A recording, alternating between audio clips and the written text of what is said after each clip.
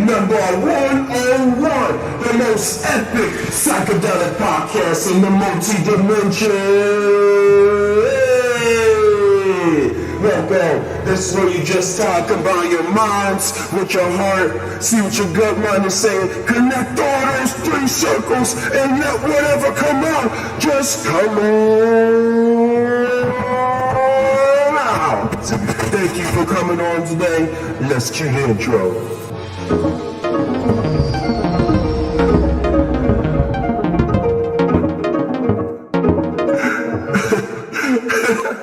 That was playing. Do so much things. Hey guys, thank y'all once again. Check y'all out. We on YouTube, we on Facebook, and check out on the Instagram as well. And this is called Cyberpunk 2077, but really it's the Psy Tai Podcast. So we're gonna fix this title real quick. Hey guys, thank y'all.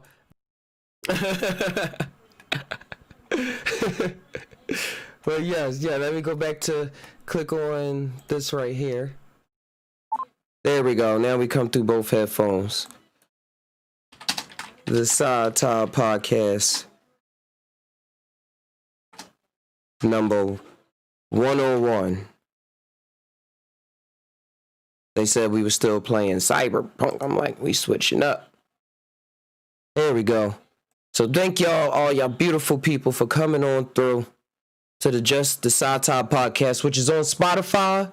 I got a lot of episodes on there, so if you just want to sit and listen to all the previous episodes, all the awesome guests that came through, all the Thoughts that popped up when I didn't think they was going to pop up, it was a lot of magic. A lot of magic evolved. What up, fam? Hey, Esco. Hey, Prince Pearl. Dead cross, loud and clear. I'm not sure. I'm not sure if it has cross-platform. I have not been that as much research. Let me get this chat so it can pop up on OBS. Getting everything situated before we go deep. Been having a lot of fun this morning. Had a little microdose. Hey, Exile. I don't even like calling microdose because it's just like it's like eating a fruit or vegetable. I got my banana right here. I got my little stem too in me. Because it is, Paul Stamets actually wants to he's a famous mycologist for those who don't know, and he wants to get psilocybin reclassified as a vitamin alongside niacin, vitamin B, and all these other vitamin complexes that help our brain grow and continue to be relevant even in old age. You know, he's like in his 50s, so he's trying to protect himself against Alzheimer's. So him using microdosing and niacin, which helps open up the blood veins and stuff so that it can rush through your system faster with just such a little dose. And with lion's mane mushroom too, that's what it was. Lion's mane mushroom help you stay intact. Because my girlfriend, she takes care of older people, and they be going through dementia, not really remembering what they was doing in the morning time, or not able to take care of themselves because of how their mind is. Mind is out there. Yeah, circulation helps with the blood, open up the blood circulation. Get it circling all throughout your body. Oh, yeah. I actually wanted to play this too while I lit up. Start off the Sunday morning. This is the sun's day. Our will, our solar plexus. Let's just do. All it is to it. You can turn it up. But yeah, the Discord is open as well, everyone. Yeah. Shout out to one of my favorite artists, Currency.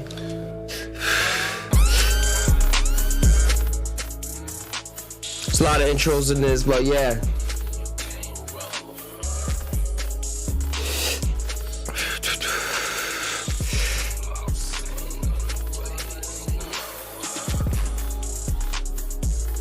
Make sure y'all lighten up.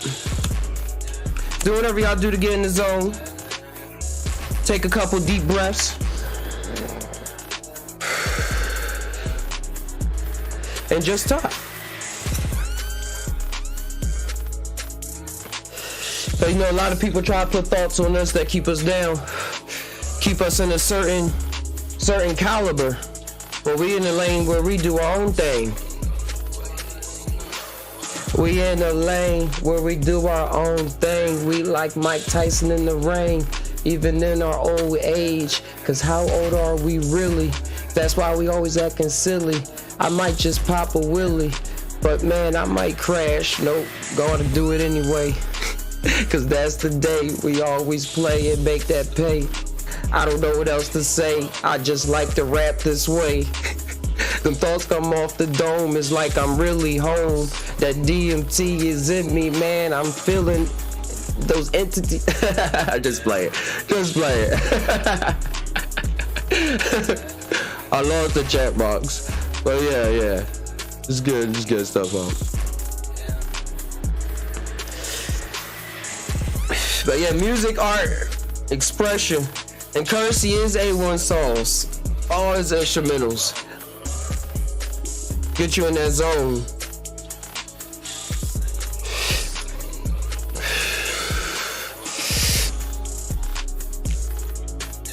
Check out the Just Talk Now website.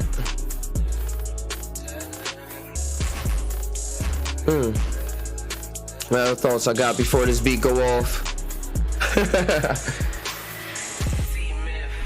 It's yeah.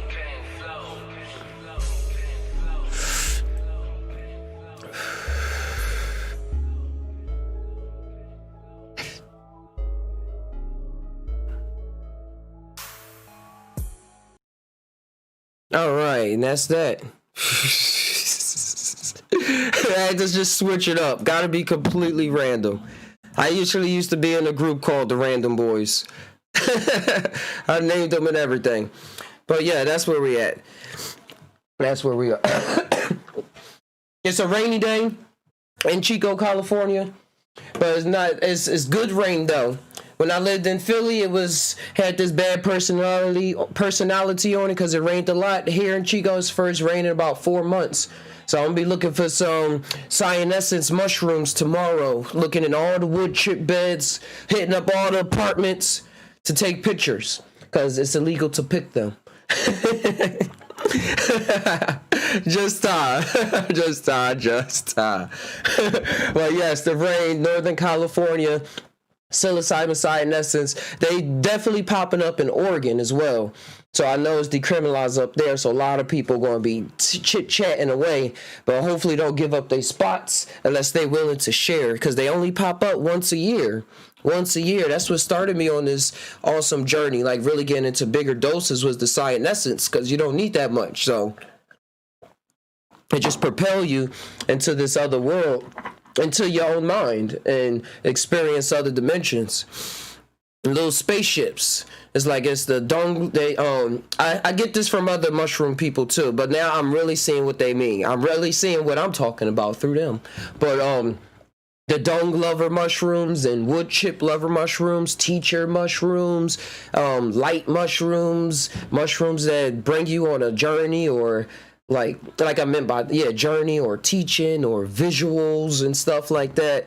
They all have something different to pronounce to us, to announce to us and teach us or show us or have us experience something different as a human being that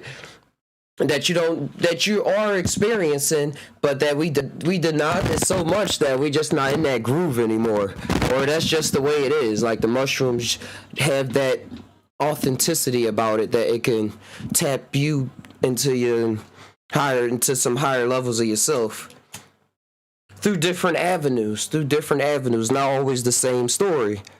And that's why not everybody's going to have the same story after ingesting the mushrooms.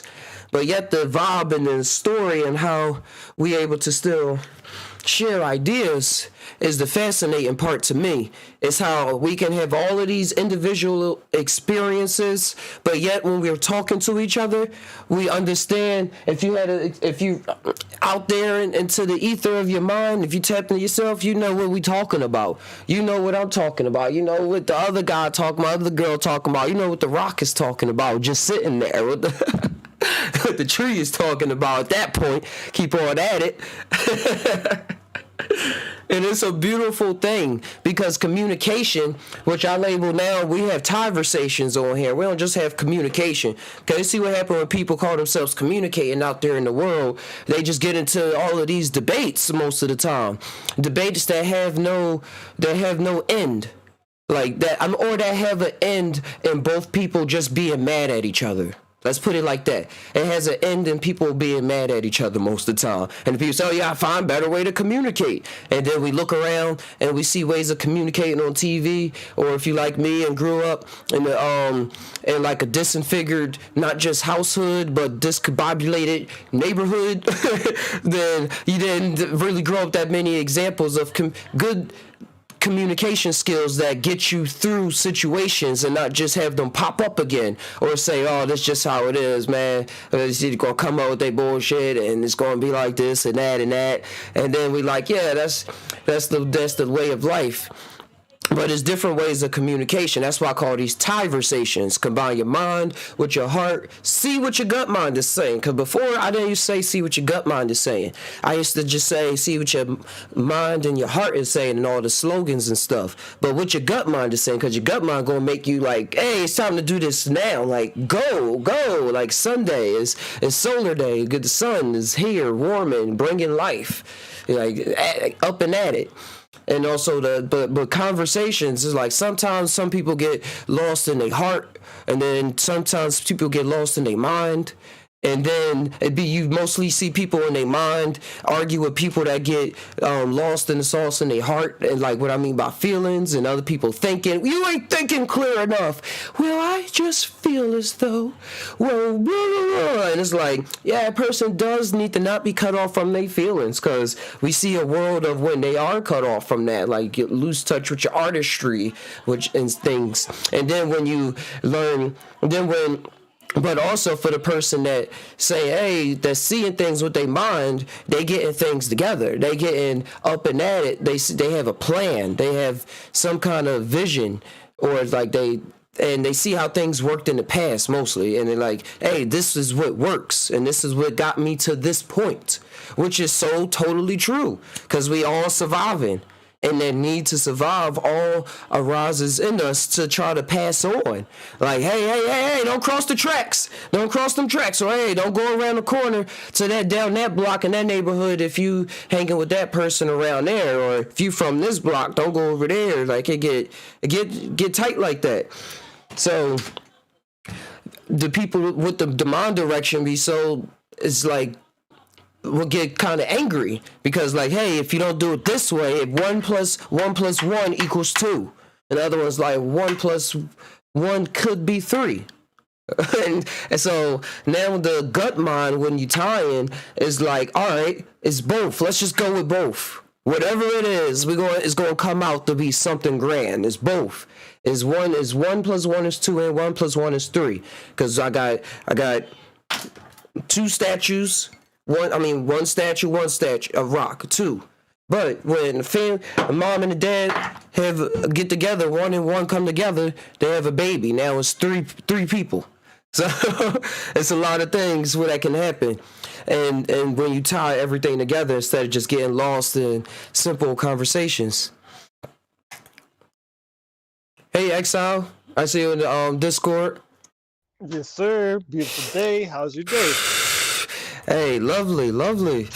It started off kind of discombobulated. I had to look for my car keys, but then they was right underneath of my computer, my keyboard. Right where you left them. For real. Right where I left them. Nobody else did it. But yeah, after that, it was good. I'm looking forward to the day. There's so many possibilities. Just gotta ride with it. When you see the possibilities, he's like, all right, I'll go with this. I'll go with the flow. I was about to get caught up into listening to all these instrumentals before I turned on the show. I said, all right, I just gotta go live. The music is so important. All of them. I only could find one. I was trying to find ones that wasn't copyrighted. Oh. That was the thing. Finding instrumentals I like that's not copyrighted. That's why it took so long. Now I was just rapping to myself, just getting the thoughts out, dumping it out, having fun. Hey, Even H7 if you Polo. put that you don't have the copyrights to the music, you still can't do it. They'll still pull it. They'll just no, they won't take the video down. It'll just be like information over it. But now since I'm trying to get it on Spotify and stuff like that, I don't want to do too much and then people come looking for me. If I'm trying to stay hidden, it'll be all right. I got the big picture in mind. Got to think about other people's art. But no, yeah, instrumentals, the music is awesome. You already know. You make instrumentals, get you in that other space instantly. You're conveying a whole emotion, a whole time and space and locality. Locality for sure. I was when I was thinking about rappers and musicians and stuff, I was thinking about the producers and then the rapper. I was like, or the musician, and I was thinking like the producer made the whole scenery out, and then the artist finds themselves inside of that world, and then they just singing and talking about where they are and what's happening while they're literally inside of that world where the music created. I was like, that's the ticket right there. And allowing yourself to get lost in that music and those instrumentals, or not even lost in it, to find yourself in those instrumentals, to find yourself in that world, to create your story in that world, because we exist everywhere. So if you're able to bring yourself to another place in another world, like that's such time I'm tying it together, like the musician. And because people just see, they write the song, they come out with some awesome things, they just was gifted or they learned this, and this is what that gift means to me. Being able to find yourself literally in another world and create a you in another world. With words, but translated through words and singing, like the highs and the lows, like ha and ho and rapida-dapida and sapida and whatever literal delusion comes out. But it's not a delusion, it's a illusion, and illusions are all real to me because it's all just about how things interact with your senses. And if it's interacting with your senses, what makes it not real? What makes it right? So to me, an illusion is real. A real thing is an illusion. Ta-da! I don't think they caught it. An illusion is real, and is an illusion. Ta-da is the same thing. We spend years trying to figure out the difference, trying to experience the difference. What's real? What's fake? That's the kind of people I hate. I'm thinking this old song, Swiss Beats. But yeah. But yeah, we don't gotta hate anything because it's all the same thing. All about where our point is right now. And that's why I'm loving the mushrooms and how they're able to allow me to just bring me out of my situation no matter what it is. Like sitting down and like not sitting down, never sitting. But just the way we've been born with these minds, like that's how I see we inherited these minds. If you want to put it in that way, like this mind been alive and developing and evolving for a long time, and then we jumped in it, and now we have all of these expressions through this mind that's already existed. And so, yeah, so how many of our family members haven't we met? Right, that's uncountable. And how many people are in the same family? Like, oh, that's your Uncle Jim. That's my Uncle Jim. No, literally, I can't count that. My grandpa has kids that we don't know about. Cause that my own dad got sisters he don't know about, but he know he has them. So I know exactly what you mean. Papa was a Rolling Stone, or grandpa. Still is. Having fun with life the way he choose. Well, even beside, you don't have to be a Rolling Stone. I mean, 2 generations, your mom, your grandparents, right? So 4 people, and then 3 generations. That's 8 people, and keep going back. It keeps on doubling. That's a lot of people. 100 generations, you're a million different people. 100 generations ago isn't that long. Yeah, bro, you for real. You're so right.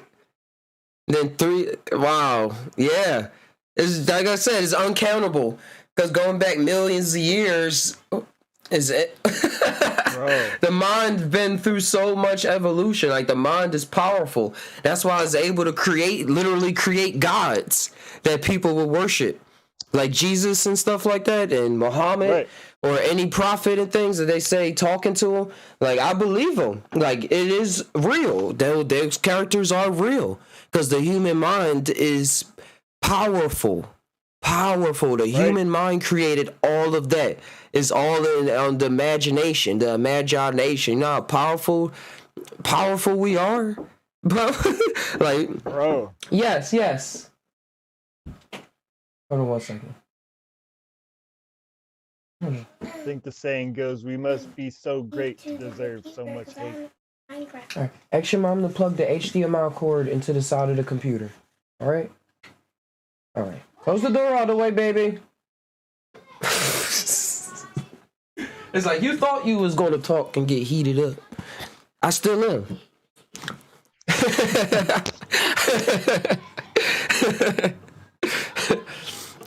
But I did not remember what I was talking about. When he's talking about generations and coming back to, the mind, how big the mind is, how powerful the mind is to literally create gods that people will worship and get programmed under. You said we're superheroes, and then I said, yeah, the saying goes, we must be so great to deserve so much hate. That's a true story. Word to the wise. Just it's and so when I look at it, that did help me. Like, that helped me in my life not be so upset at things that's going on and wondering why people do this or why people get caught up in this or why would you want to die doing this. It's like, because that's what the mind doing. That's what the mind is doing. And right now the mind is doing this with me. Or I'm able to do this through the mind, however you want to look at it. It's all the same to me. But the thing is that this creature, this entity of the mind, is a tool, like, would use for what? I don't know. We can always come up with whatever we want. Like, the mind is used for the spirit to create a soul, and then the soul lives in different worlds and stuff like that. Or is the soul more than just what appears in the reality, and appears in different realities? I would say the soul depends on the sun, or the sun. I don't know, soul, sun. So it probably is like particular to a reality. Words, like the soul, kind of, in my the way I see it, the soul is like more etheric or more untangible. You can't really touch it, really, but it's a part of bigger, like the way that I see it. And then the mind is more of a thinking, calculating, observing, sensing, tactile. So it's like those two come together in the body, or like, because we have all these words, like these separate words to describe. I know. That's why I said we're just making up some stuff right now. I just want to see what we do. I want to see what comes out the lips. Right. We all have our certain fucking libraries. It's like, does your library match up with my library? That's how we tie. And then, like, the pharaohs and the learned. They had the Ka and the Ba. Well, they eat from the eternal library, the Akashic records, and I think that's mostly what we're accessing is this data structure, call it call it like that, a server that's always online, to where you can just access any part of it and see what you want to see. Now, you do have a certain login code, right? Because my cells, my DNA has a certain inertia or spin or vector or velocity. Or a certain key that's unlocks certain things. Right. And your soul might be that private key that you always, or your password, you don't give out, or your public key. I don't know, maybe in cryptography. So it's kind of crazy. Like the more we go on, we figure out different words like lingo and different, let's say, virtual reality. Like we didn't have virtual reality like 100 years ago the way it is right now. So the way that we make new things allows us to talk about the reality even more and describe it in a simpler or new fashion. It is a whole new remix, whole new time mix of the situation, or exile mix, however you tie it together. I was changing this because YouTube still think we playing Cyberpunk 2077. I had to change the settings around.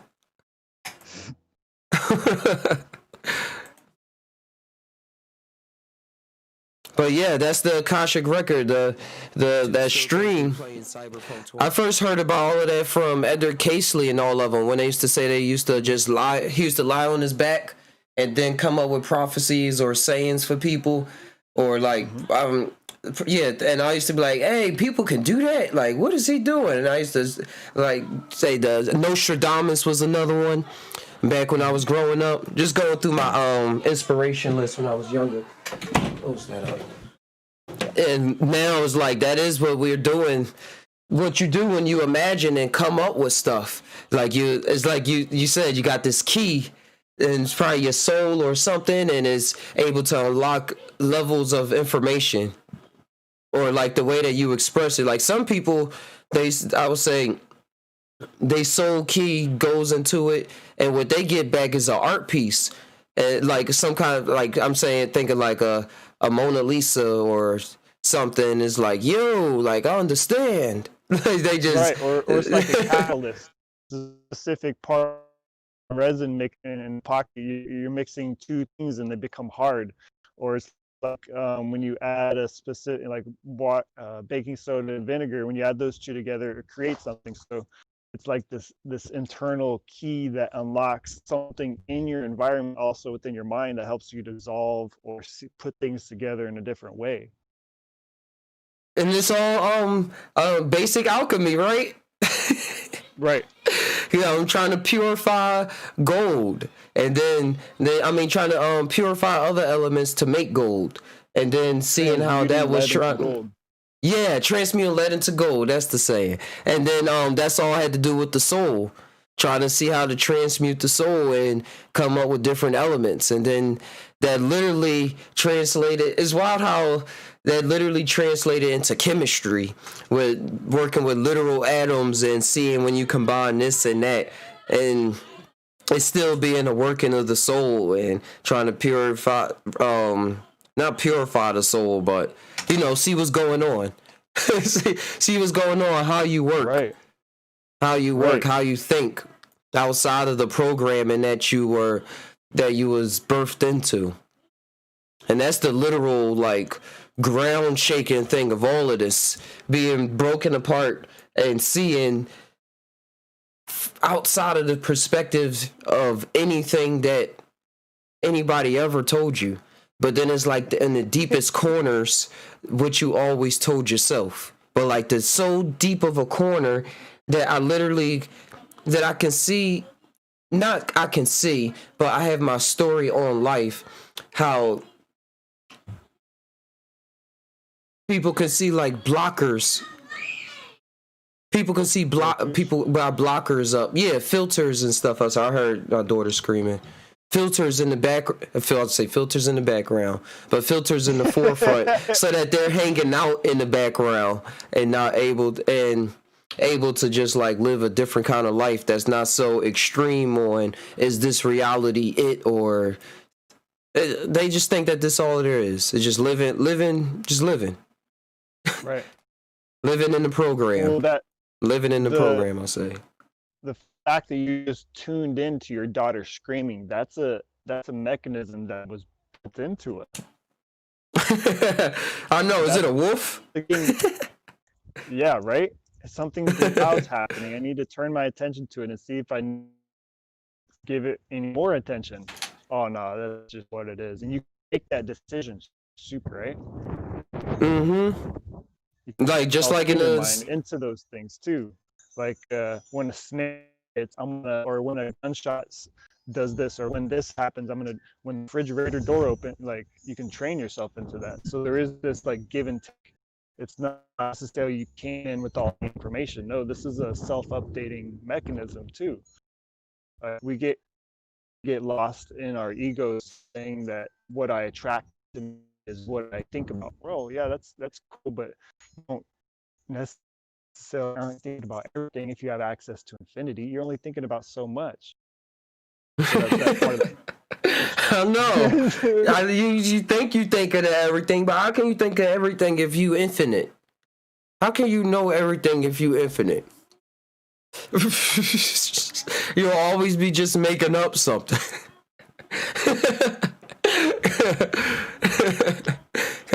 Yeah, unless you experience it. And you only can experience that for yourself. That's how big it is. Right. Like, I'm you. But I can't tell you I'm you. That's how big the art is. Well, I can't show you how much I'm you. That's how big the art is. You have to see how much I'm you by becoming you. You go forward by going backwards. Just die. Oh, I got this thing where I can program sounds. So if you find any cool sound clips, or if you make any, I got this thing where I could just click them and just launch them off. I got to start building some. Yeah, soundboard. It's the same way I can like change the effect of my voice. I would get some Yoda like ones. T-Pain. Some Homer ones.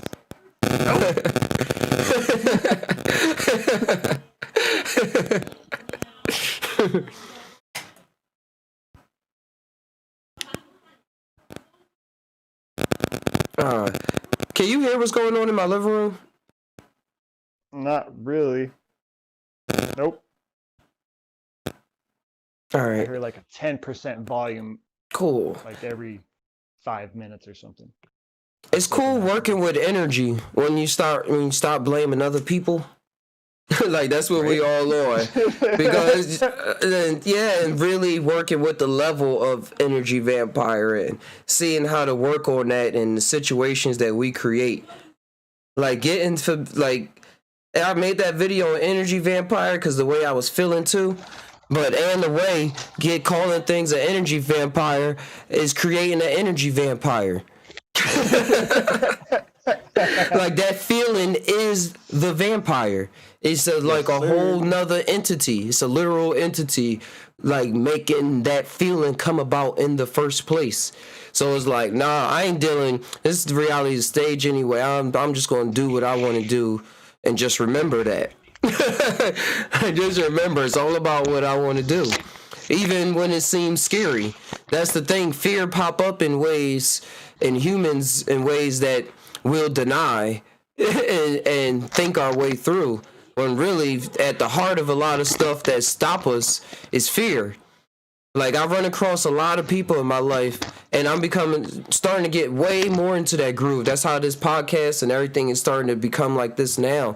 But I used to admire people that go off their first thoughts. Oh, I thought this, and now I'm gonna do it, or this and that, and not just the silly people with it, and the people that was real intelligent with it, because they already had all this like backing in them, foundation in them that they were satisfied with. So they say, all right, I already know whatever I get into, every thought I do is going to be all right, because I know as well I'm not trying to kill myself or stuff like that.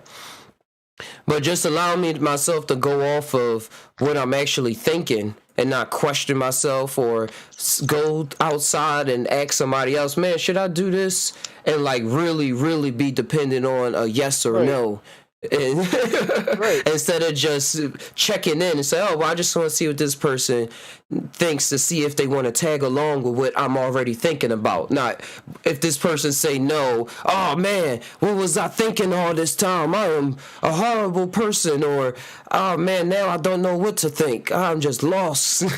It's like, no, that's what you thought. And that's what the mushrooms always put me back into. Like, that's what you're thinking. You're thinking this. You're thinking that. And that goes with personal development with mushrooms. Like, that's in that field how they can help you. Because what is personal to me is really not, it's really huge. It's really huge. It's like that involves so much more than my personality. But then it get lost because then it start trying to seep in when fears start popping in ways that I'm not recognizing. Like, oh yeah, this is like my fourth thought. Yeah, what would Raw the say? law of one, Ra would say, or I agree with it. Like, there's two kind of energies: is service to self or service to others. Mm-hmm. If you're gonna break it down the middle about everything in the universe, energies, possibly could be servicing themselves or servicing others. And if everything is the same energy, then it is serving it. Everything it does is serving itself. So that is a plausibility for the devil. That's sympathy for the devil right there. Oh man. Wow, If yep. everything is made of the same thing, then everything that one thing does is a part of that. There's no, you can't say the God and the devil are different. Like, if God is all-knowing, omnipotent, then he needs the first. I need my first in charge to do the fucking worst thing forever and ever and ever and ever. I need the most trusted motherfucker in my fucking camp to do the thing that nobody else wants to do for the rest of the time. You can't never not do your job. And so I need my most trusted motherfucker to do that. Of course. I ain't gonna give the job to nobody else. You're gonna fuck up. Somebody gonna step up to the plate to match the vibe that's necessary, because the vibe exists. And it's just a potentiality within you. If you're gonna give the potential for things to exist, you have to have the free will for them to exist. That's probably the first law of nature, is that things can do what they want. If you're a thing, you can do what you want. That's right on. That's right on what you're saying. Because that's how. Because I'm thinking of my own personal life, and I don't mean to always interject my personal life into these stories, but I'm thinking about how I look at the community of, like, the alternate community, even in the black community, like, that would dress as like rock. Rock stars keep coming to my head. I don't like that term, but rock stars, or like more in the goth scene, like with chains around their neck, or like eye makeup, or like spiky hair, or like cuffs. You know what I'm talking about? Right. Yeah, like that kind of fashion. Like, when I look at them, I always get into this mind space of they're being sympathetic with the devil, like how you put it. Like, this is sympathy for the devil. Like, you seeing yourself in a way that other people are not seeing you. But this is something that you're dealing with. And because of how they put it out there, this is how it's going to come off. This is how it's going to be presented.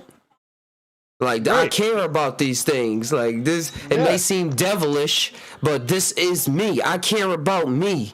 I care because a lot of people that get into that scene is really, really sensitive, emotional people, in the way that we have feelers that can see what's going on in the vibes of people around us. The devil grew horns as soon as like the 1300s or 1400s. And you don't know where your mouse is? I think it was when the Black Death or something, the ashes fall. We got the Ring Around the Rosie song the same time the devil got horns and hooves. Well, I'm sorry, Exile. My daughter popped in again. It's all good. I said, I believe the devil got horns and hooves the same time that he started singing "Ring Around the Rosie." You say he got horns when we was singing "Ring Around the Rosie"? Yeah, around the 1300s or 1400s. Like he just barely got hooves and horns. Oh, they started drawing them and things like that. Yeah. Yeah. And making him the red guy guy with the horns and the pitchfork and stuff like that. Right. I think they were trying to reconfigure the god Pan from the Nordish religions. I can see that. Yeah, it can. Because he had horns, hooves, feet. The church was converting about a bunch of pagan religions, and they had to, the devil in Wiccan is the father figure, is Saturn figure, is the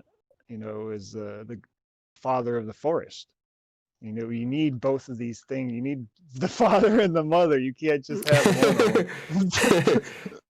You need both these energies. I'm showing everybody now on YouTube the pictures of Pan so that y'all know what I'm talking about. What I'm tying on. So the horns, if you go into Dan Winter's work, I was just watching them last night. The horns come when it's an energetic thing. And just like the serpent rising, the Kundalini serpent rising up your spine and out the top of your head in Egyptian folklore, that's an energy thing that they're describing, that you can witness, that you can be a part of through meditation, through dreaming, through mushrooming, through whatever it is. Like, look for the truth and you'll find it, and you're going to see it in all these different kind of fashions. And people who care about these things, like artists probably, or write these things down for other people to come across their path and say, oh yeah, this is how it was done, like an independent correlation. Somebody comes upon the same information without necessarily talking to them directly. Into that yeah. That's the magic.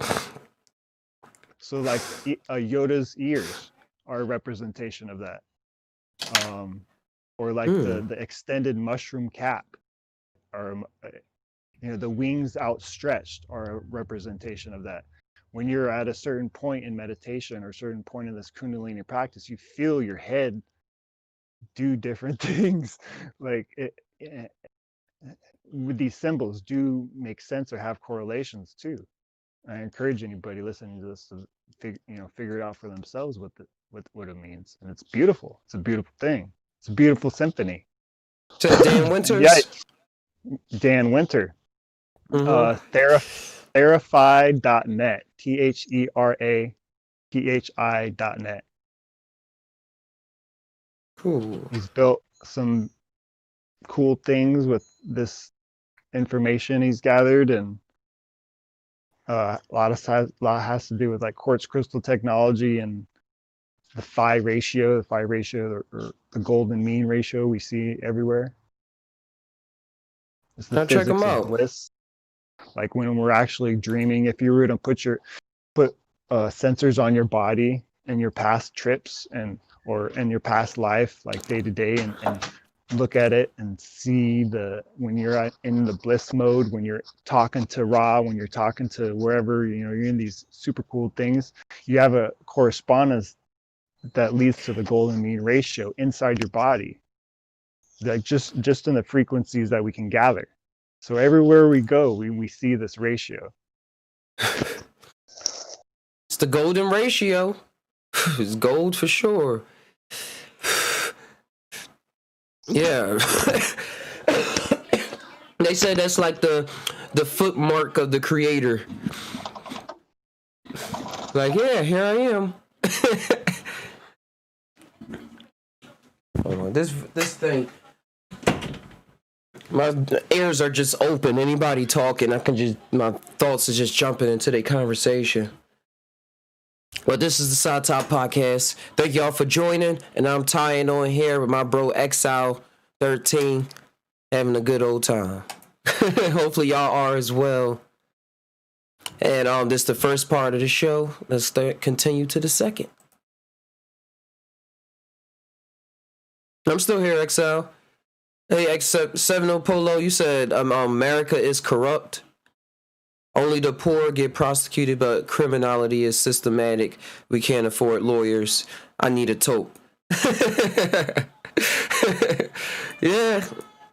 Yeah, it came up in the mind. It was like, I'm allowed to be corrupt. And that's what America been doing. But now other parts of the mind is coming up and it's like, hey, things got to switch up.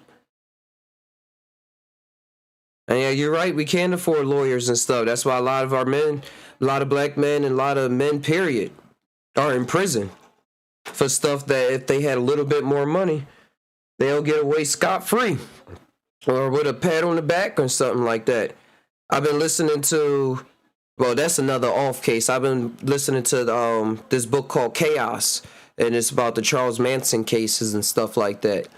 And that, like I said, is another case, but they saying how all the people that killed I'm not finished, but the people that killed that went to the house and murdered the people and said Charles Manson told them to do it, and the helter skelter and all of that, they was getting locked up all this time before they did the murders. And now I'm listening to it, and he going through the investigation of trying to figure out why they was always able to get away scot-free. Like, they always for some reason. Even Manson himself was crossing state lines and stuff like that when he was told to stay in one place because he was on probation. But working with the government and doing all these certain things. I'm not finished the book yet. But you're right. America is corrupt. The Chaos program was put out there. That was literally the name of the program, was Chaos. And it was made so that they can disenfranchise groups that was coming up in America, like the Black Panthers and stuff, like specifically the Black Panthers and the people, the hippies, because this was in the 60s, that was talking about no Vietnam and stuff like that. They thought that they was being sponsored by communists from other countries. So the president at that time, Reagan, and J. Edgar Hoover, I think, came up with came up with the Chaos program to literally like come up with undercover cops and come up with sayings and just really make the movement less powerful from the inside out, even having the people kill each other. And people kill each other because they was getting them into disputes, or like we see now, dropping off guns and weapons on random corners, or dealing with the top OGs and getting them guns and stuff, or access to drugs. Or they was posing as Black Panthers, but they was working with Charles Manson and all this stuff. So I'm gonna finish the book and see what's going on. I got the suggestion from Joe Rogan. He mentioned it in like 10 different podcasts. So eventually I was like, all right, I see universe. I'm gonna eventually get on it. So about a couple months later, I finally I'm on it. Or in no time, I'm on it, because there is no time. Got it, Joe.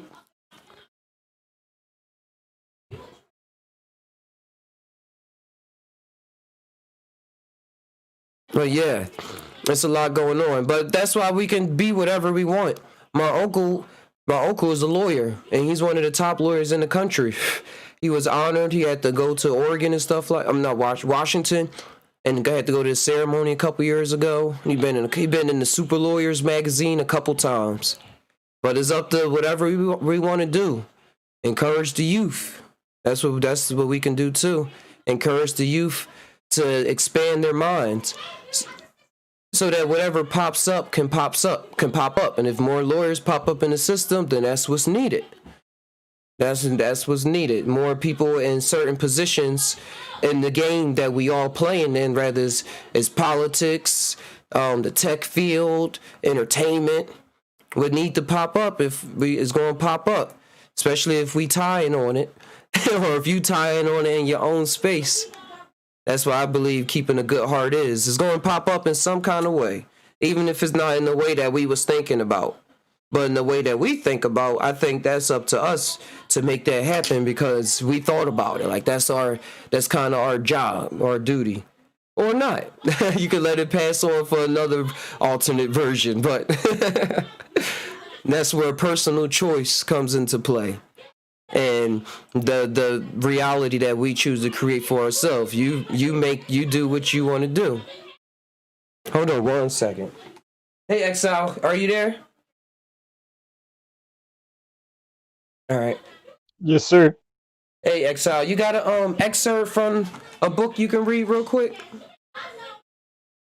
Nope. Went out. Oh, I was gonna ask him to read something from the Raw book.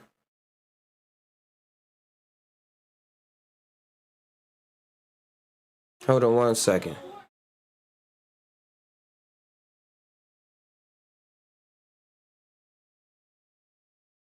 Oh, I got an instrumental y'all can play. Intermission. Quick intermission. Hey, y'all be...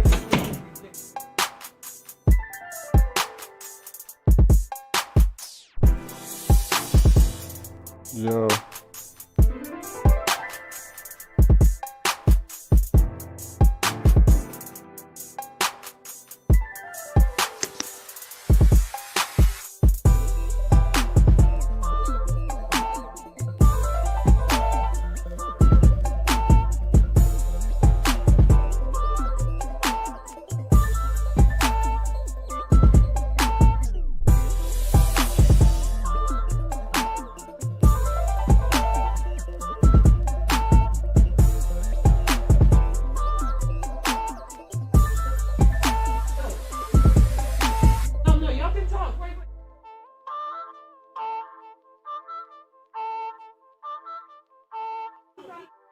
Bro.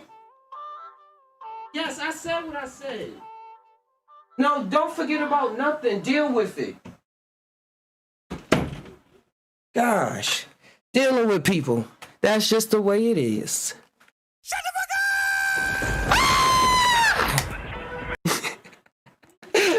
up! Juicy J. If y'all saw the picture, that's why I was like, ah! Yo. Sorry, I heard you talking to me and then I don't know what happened. Either I'm tripping or I just broke my phone with my mind.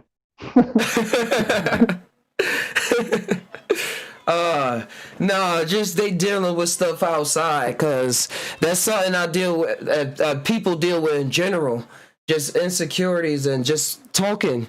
Like, I give the example, if a grandma say something, it's like, hey, man, that's my grandma. I'm like, man, she's trying to get me up. Or you can get mad at your grandma and be like, man, grandma, why are you telling me to brush my teeth? Like, I don't want to brush my teeth today. So her dealing with her family members is just a lot. It's a cool teaching tool for me. All this is awesome experiencing for me to see how the mind works and interact with each other when it has a certain set of experience against this set of experiences, viewpoint against this viewpoint. I'm hurt. I'm this. I'm that. I'm that. Like a lot of isms and things of feelings and going deeper into that reality. And then when you in that reality create this feeling, a whole simulation. And like, now I'm in here and I feel like that. And then whoop, now see this door. I'm in here and I'm in here. And then like, now you're just like in all these sims, and it's like a form of lostness and confusion. Because you think you home, but like you built all these borders and walls up that you just in a whole nother realm. And that's why I like psychedelics, because they put things in perspective.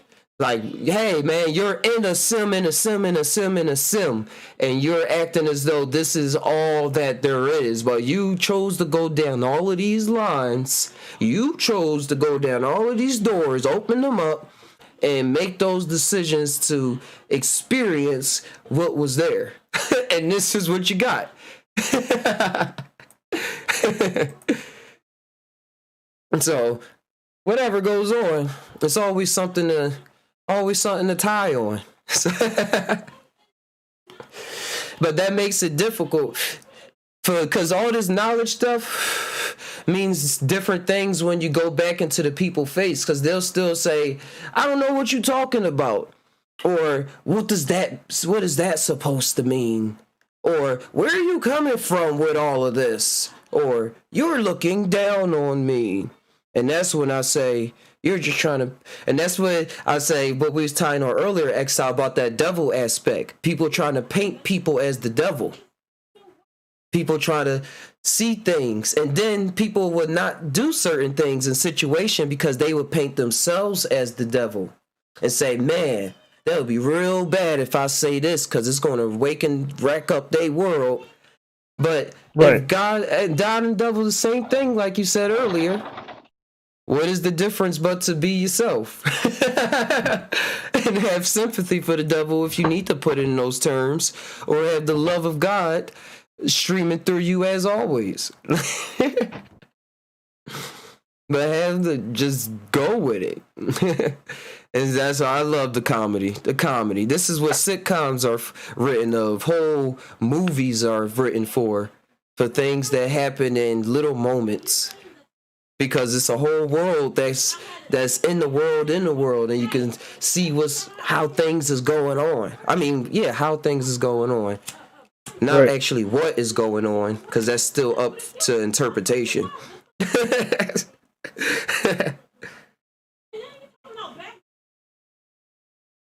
No, yeah. We gotta keep up. Yeah, check out the Just Time Now website. Oh, I didn't know it was like that. Hold on, sorry guys. Check out the Just Time Now website, guys. I know Josie J was still on there. I didn't switch the scene.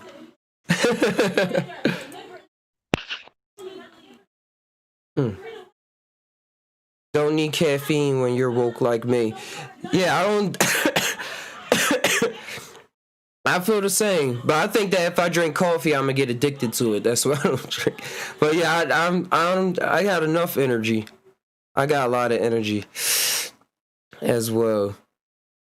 But that's coming from training too, because I used to sleep a lot.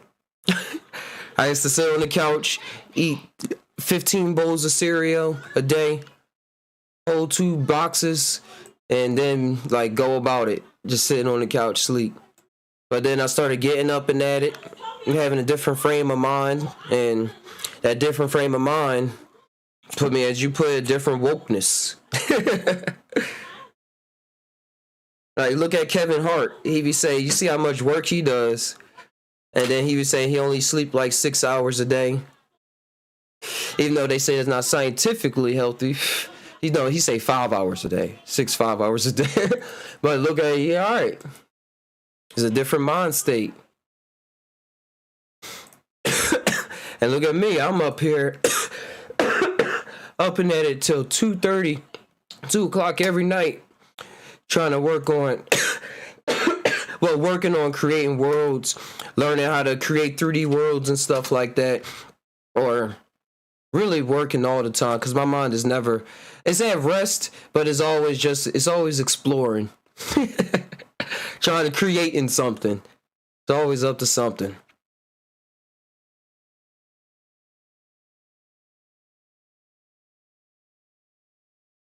How there's others 11. Well, I haven't slept for 11 hours in a long time. I wonder how that would feel. I always say that's how teenagers sleep. They can sleep for like 11 hours.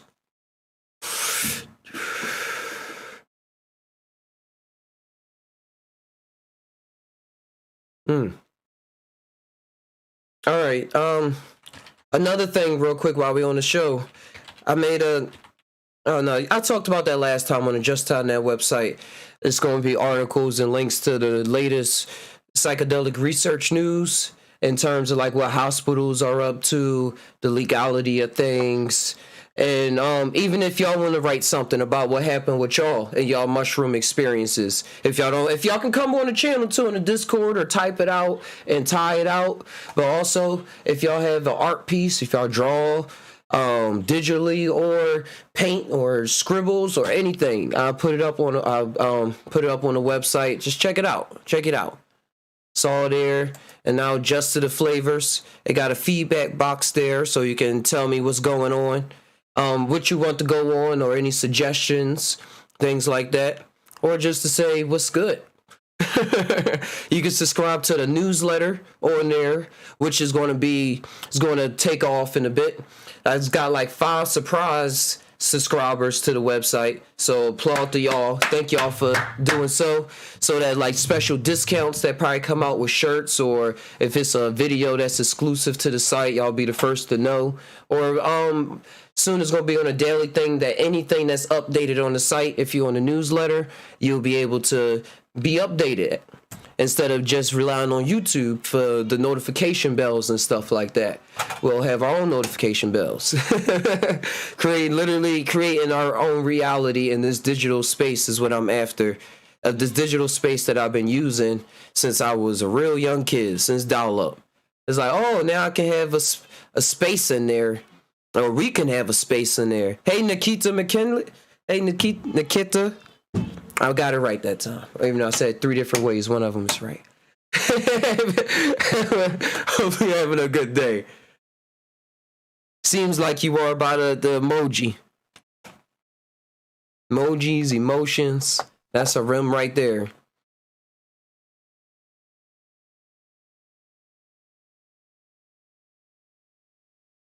Oh. Yeah. You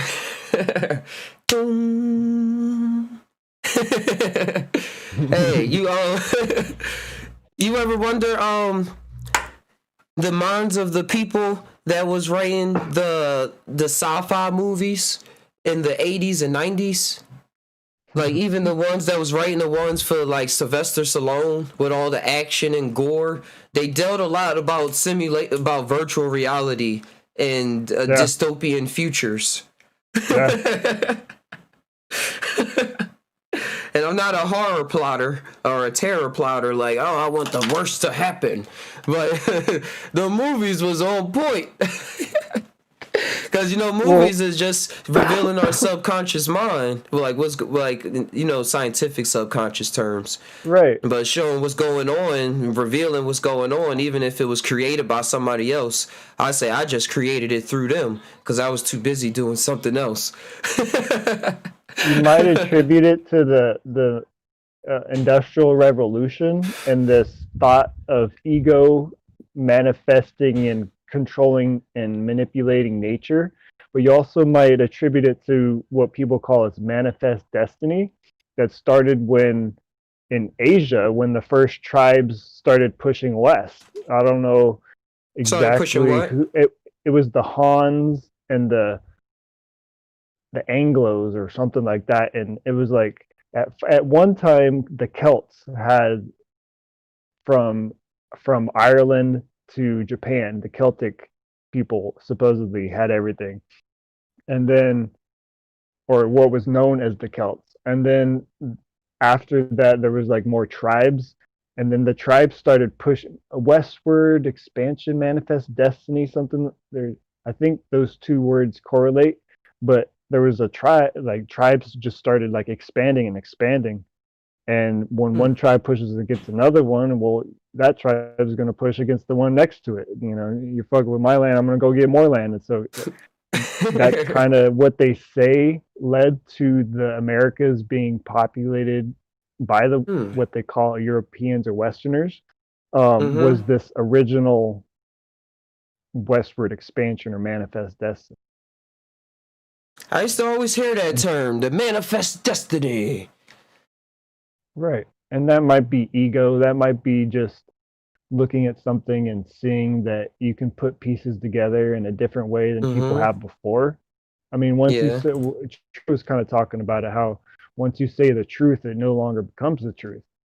But we can make a song and we can vibe to the song and agree that that's a good song to play at the beginning of a game or the beginning of, so we can have agreements on things, but I don't know if, we're talking about a lot of different things, but the want to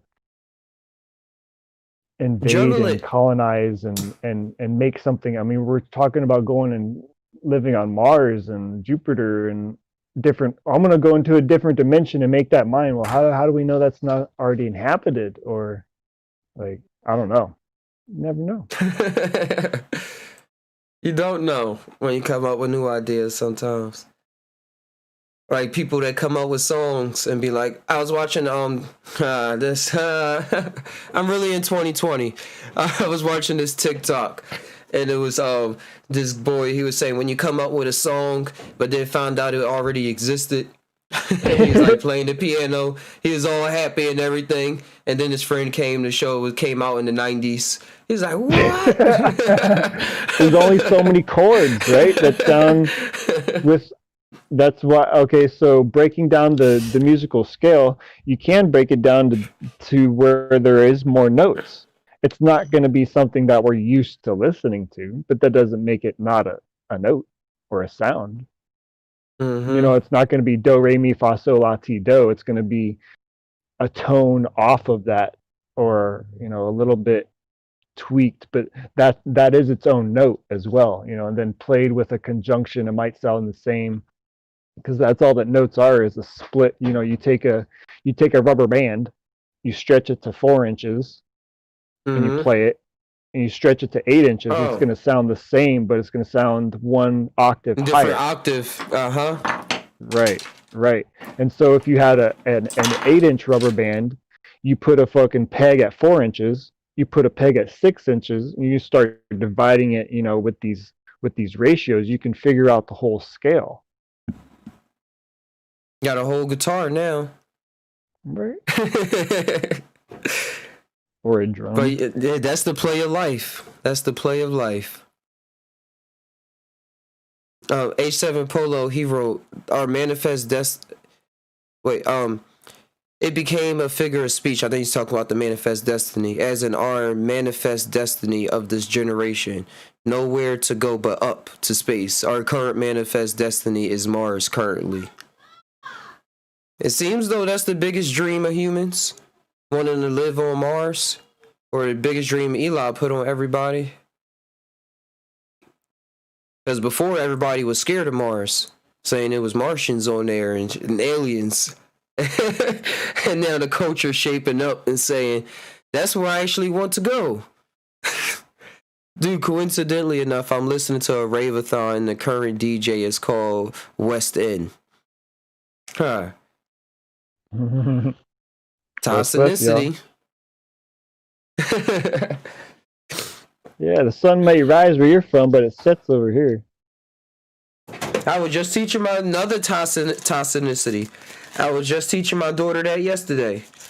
I was going through the science book, and I was all spinning around the room while rotating at the same time. You know that game. I was like, I'm the Earth. It's night, it's day, it's night, it's day.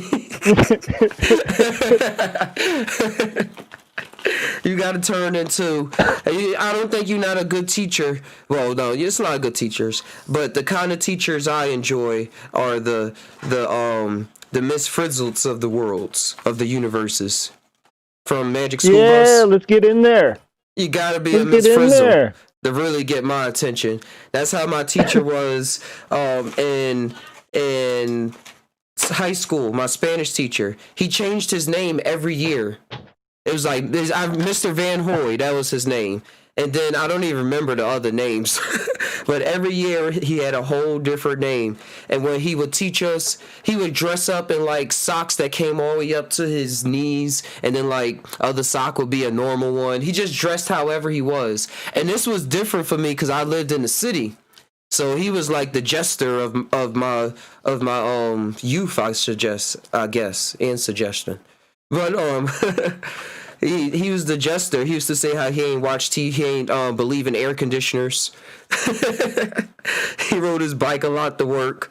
But he was a cool guy. And when he used to teach us language and Spanish and stuff, he used to make up his own songs. Literally make up his own songs. And I want to go back and meet him one day and say, hey, like, can I have those? Like, he typed them up and stuff. And it would have us learn Spanish in ways of songs that he came up with. He stuck to this old book that he said, I don't like the updated version because of how they do things in it. So I'm seeing how he was really working with the essence. Like, he was really close to his essence. And he was a cool boy. Cool bro. He just wanted to taught me ping pong. Clearly. He told you what? I would say he taught me ping pong. Taught you ping pong is such a cool sport. Yeah, it is. The Or back like and forth, activity, the swing or and motion. stuff to do. You fun, so fun. I got this jar of weed right here. You ever make up games? Get this You one. ever make up a game? All the Like time. you're so bored, or you're just like in a yeah. When I first met I just came to my memory when I first met my girl. I used to come up, and we lived in our first apartment. I used to come up with so many games. I used to say, all right, we're going to come out. It was this game involving dice and luck and stuff like that, and cards. I wish I remembered most of them. Probably once I started, it will come back to me. But yeah, I love just creating and making up rules and trying to live by them. Like not World of Warcraft. What is that? Dungeons and Dragons type stuff. Even though I never played that. Right. Just creating a role and then everybody act in it. But it's fun though. You're gonna have some fun. Creating worlds. That's what I do. That's what. Right. I would say our archetypes are always speaking to us, like who we are, who we see ourselves as, even when we don't see it as ourselves. Like when we look at TV and see who you looked up to as a kid. Like I remember, I really liked Rugrats and Tommy Pickles. You know about Rugrats? Mm-hmm. That was Nickelodeon. So you're a little older, but yeah, Nickelodeon. Tommy Pickles was my man because he was always coming up with stuff, coming up with adventures for them to do, or it's getting them out of the crib. Because you got to think about it, the babies, the mom and them always wanted them to stay in the crib and just live their whole life in the crib because they was a baby. But Tommy was like, I got my screwdriver that I hid in my diaper or I hid in my toy or something there, and I can get us out of this crib and we can go have some fun, go on an adventure, and then be back for supper. And that's like Lemony Snicket. Lemony Snickets. What movie was that? I know the name. With Jim Carrey. And the little girl ties her hair up. Oh shit! It's about to go down. the series of unfortunate events or something like that. Yes, sir. That's a good one. There we go. What you're talking about? I mean, you're always in a situation, and it's like, hey, I'm gonna get MacGyver. Like I'm gonna make a fucking bong out of a, honey jar and a fucking and a socket wrench or something. Real Scary Thought said, take me to another place, make it funky all night long, help me understand. Yeah, I'm reading that as a song. Like a Prince song or something. I've been listening to Prince a lot lately, too. They remastered one of his albums and put it out like a couple weeks ago. Okay. Who is your guest? He cool. Hey, gotta know. Exile 13. That's who here today.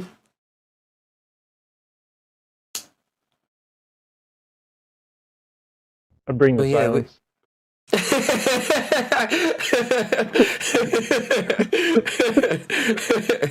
I bring the silence.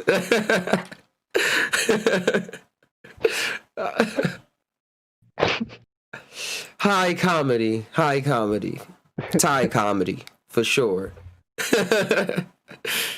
Arrested Development. Oh, I used to watch that show. I don't know that line.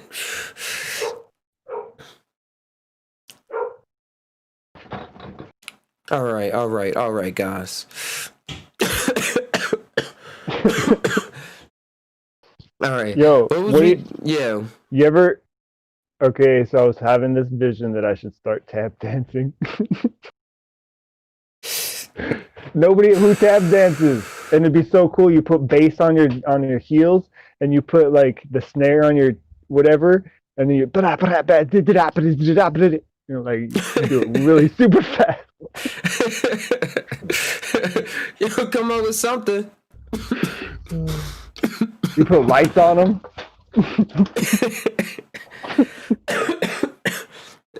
Good tree. Good thing I kept that tree in a jar.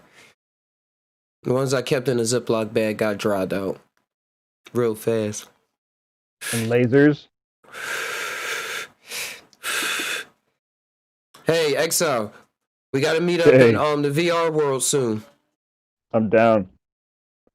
And we're going to make videos and bring to y'all some videos. And if True live too, if True on there too, we got to get him. I got a couple free time because I've been changing up the agenda so I can get this dream, move into this dream a little more, get the sensors in there, or experience it a little more. Just being able to share videos with y'all or tie things out, bring up new things, have y'all bring up things to me, y'all bring up things to other people that have nothing to do with me, and create some art. Because I want to create some art out of this. Keep on. Check out the old videos, too. I'm going to be reposting them on Instagram and stuff. But the old art videos I made, I still have those available. Not for sale yet, but I want y'all to at least be able to see them. Because I'm seeing how we always set ourselves up for where we are right now. And at some points along the way, we'll say, oh, well, yeah, I did that thing back a long time ago, or I did this. It wasn't really nothing. But really, the things that we play off as nothing is really the greatest things. Because where do we find ourselves? Yeah, it's everything. Where do we find always everything and bro. Nothing. It's always nothing, everything. Something. We go same. The no thing. No, the no thing is something. What we thought was no thing is really something. Because it's still something. How can no thing be no thing? Like, be nothing. Like, how can something not exist?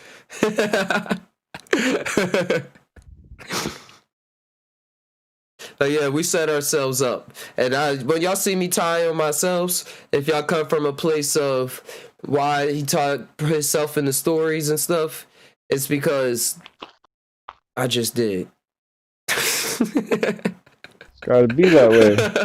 I literally had a whole nother line in my head and it just got erased. Yeah. Man, I was waiting to say that shit. Where'd it go? I'll say it next time. Hey, life is a show. Life is a show, and when you let go, that's when it flows. You really are. Yeah, you flow. You are who you are. Just get examples from the movies, like movies and everything. Really, like my girlfriend's asked me, "What do you think watching all that TV growing up did for you?" And I was like, for me, I was able to experience myself while being with myself.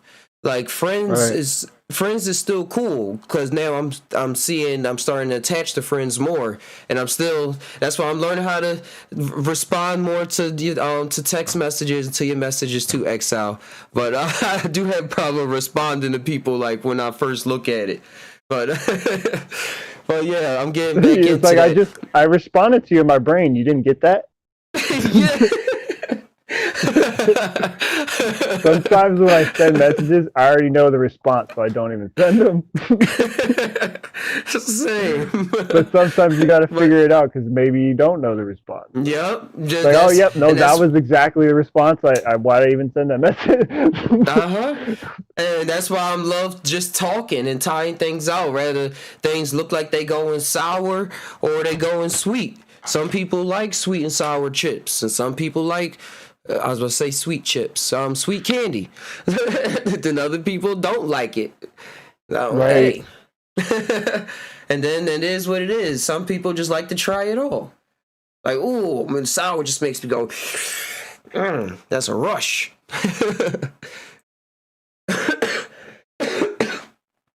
Especially if you stop eating sugar for a while and sweet stuff and then go back into it, you'll see how high you really get and how much you really love them sweets and them Hershey chocolates, how much they really got your mind loving and getting excited off of it, getting them dopamine hits and everything. As soon as you see the wrapper.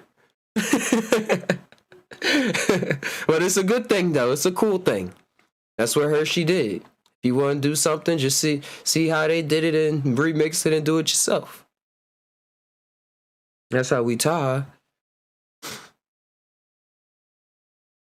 Do we really, Ty? Sometimes I don't know, dude. That's why I'm asking. Well, I'm just putting it out there. I'm putting it out there so like a book, if it comes across you, you're just like, oh, well, yeah. Just like that. Or the moments pop like, oh, wow. What is it's actually something.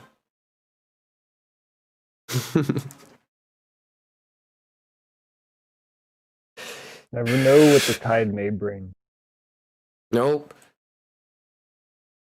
But yeah, what we was talking on earlier, I just remembered the sci-fi artists and them coming up with all of them dystopian futures of what's going on, and Sylvester Stallone being in there in his role and it being action, but really showing life that things really still going to be going on, like it's still going to be life happening on all different levels. Like all the ideas. That's why I'm still comfortable with it, whatever happens. Because it's all about, whatever I find myself, whatever character, like you're going to be playing some kind of character. You know what I mean? Like wherever in a movie. You go, there you are. Yeah, wherever you go, there they are. There you are. Exile, said exile. Yeah, like you're going to be the person that's the getting things together, or the person going stopping to hurt the sick. To hurt the sick. Some people do go back to hurt the sick, where they be like, "Oh man, we don't got enough money to help everybody." I mean, some sick stuff, but yeah, or to help the sick, and just whatever pops up, like in the movie. And sometimes you the person running around with your head cut off, like, oh man, I got the truth. I know this, or I'm Jesus. I'm thinking of the person that ran into my girlfriend's cousin house when we first moved to California, and I wasn't here yet. And he broke into their house and was trying to destroy the water heater or something that dealt with the fire in the basement. Get to the copper. And, no, he was saying that he was Jesus and that he was saving all of them. So her cousin had to hit his knees with like a stick that he had, because he wasn't stopping. Like even when he hit him, he was still trying to like go at what he was doing, like he was saving him. So yeah, it's a lot of different roles that pop up, and then he had to pop as the role to kick his ass 2:30 in the morning out of his sleep. And the thing about it, why I believe this all ties into the Psy Tai Podcast, how we talk about psychedelics and stuff. He was on mushrooms earlier that night, and Jamina kept bringing it up to me because she was saying, "Do you think the mushrooms was like telling him or gave him this extra sense of what was going on?" Because he was dead asleep, and then he just popped up and asked me like, "Is that you making a noise?" And then as soon as I told him it wasn't me, he just was out. Like he went straight to the basement. I was like, whoa, yeah, 6 cents. Mushrooms just get you know your role you playing. Like he could have all these thoughts like, should I hit him? Or what is that? Or, oh, it wasn't her. It's probably a rat or a mouse. It's like, it's something going on. You wake me up out of a sleep in my house. There's no words. There's no words. Nope. You missed your warning at that point. He's Rate the Matrix says, was he on mushrooms or were mushrooms on him? What's the difference? Sup, Rate the Matrix, RTM? Yeah, because I would say that we're not even here. Part of us, we're partially not even here right now. So the dream state, or we call extra perception, or telekinesis, or the woos and things, stuff. Yeah, call it what you want. A rose is still gonna smell the same. But when you're in that zone, it's just simply react, and it's simply awareness. I don't know if you could call it heightened state of awareness, because there's not, I don't know about low or high, but because you just on that everything, level, you on that right, that type Tom. right, everything there, the veil is gone. It's just seeing and reacting and knowing and being like, because I've been robbed on mushrooms. I was on about an 8, and 3 Mm-hmm. dudes in ski masks walked into my house, and I saw the whole thing out as if I was going to grab my gun, but I was like, no, that's not the right course of action. Probably And shoot so you. shit played out. Yeah. Uh Well, you just, yeah, the thing I saw was a lot of explaining to do. huh. Like, I'm not in the state of mind to be explaining nothing to nobody. Like this is what's happening. like imagine I see like getting robbed in a game. Like I'm about to really do this right now. I'm about to go do all of this and or is it about to pass by? Or I'm about to witness this, or it is what it is. Like you just said, however you felt. I'm just saying from a It didn't third seem person. real for the first, Yeah. I don't know, 5 minutes or moments Uh-huh. or whatever. Because it was all silent. We were watching Scarface, and the whole room was tripping. There was like probably 5 people there, and it was all a setup. The fucking whoever sold us the mushrooms fucking sent the people in. Wow. So yeah, I didn't even know it was actually really going on. Really. That's peace. Uh-huh. Yeah, but being so no matter what is going on, no matter where you are, there's an option, there's a choice, there's a give and take. It's not just forced. There's not always even if there's a gun to your, I've had guns to my head, and even then there's a choice in the matter. Like, you've got to, so don't feel like you're ever backed into a corner. Like, your mind can set you up for these places, and this is probably why we think red is red and yellow is yellow and do re mi fa sol la ti do. We like to put things in a fucking in a in a in a cage and say that's what it is. That might be the English thing, that might be a human thing, but it's like boundless, bro. So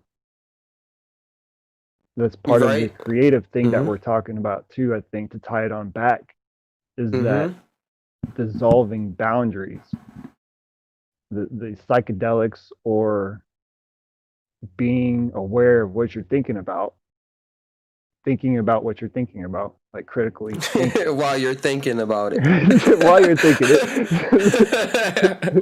That's the key part. While you're thinking about it, still experiencing it. Not just sitting there imagining, just like, yo, yeah. I am Then you sitting can here. find the infinity anywhere, or see the masterpiece, or talk to God, or talk whatever it is. Those words fill in the blank. Mm-hmm. Like, the key is within you. Like, we all have this key, right? And so wherever you go, you're set up with these like circumstances, these events, these environments that are always changing, yet seem stagnant or concrete at some point too. Like, they're not maneuverable. But everything's moving, everything's changing. Yo, that's when you was talking about things changing and things not being read and how that could correlate to the mind state and being able to get out of different situations and like literally be in the adventure game perspective where you can see the choices appear in your face. I could do this, that, or that. Not just whoosh, whoosh. Right. But still it's like a whoosh, but it's I really think, Ty, on it, what if we're just stepping out of time for those moments, but we're still in time at the same time? But that's such a superpower that we inherently have, that it plays off as just going as right. just a meditation.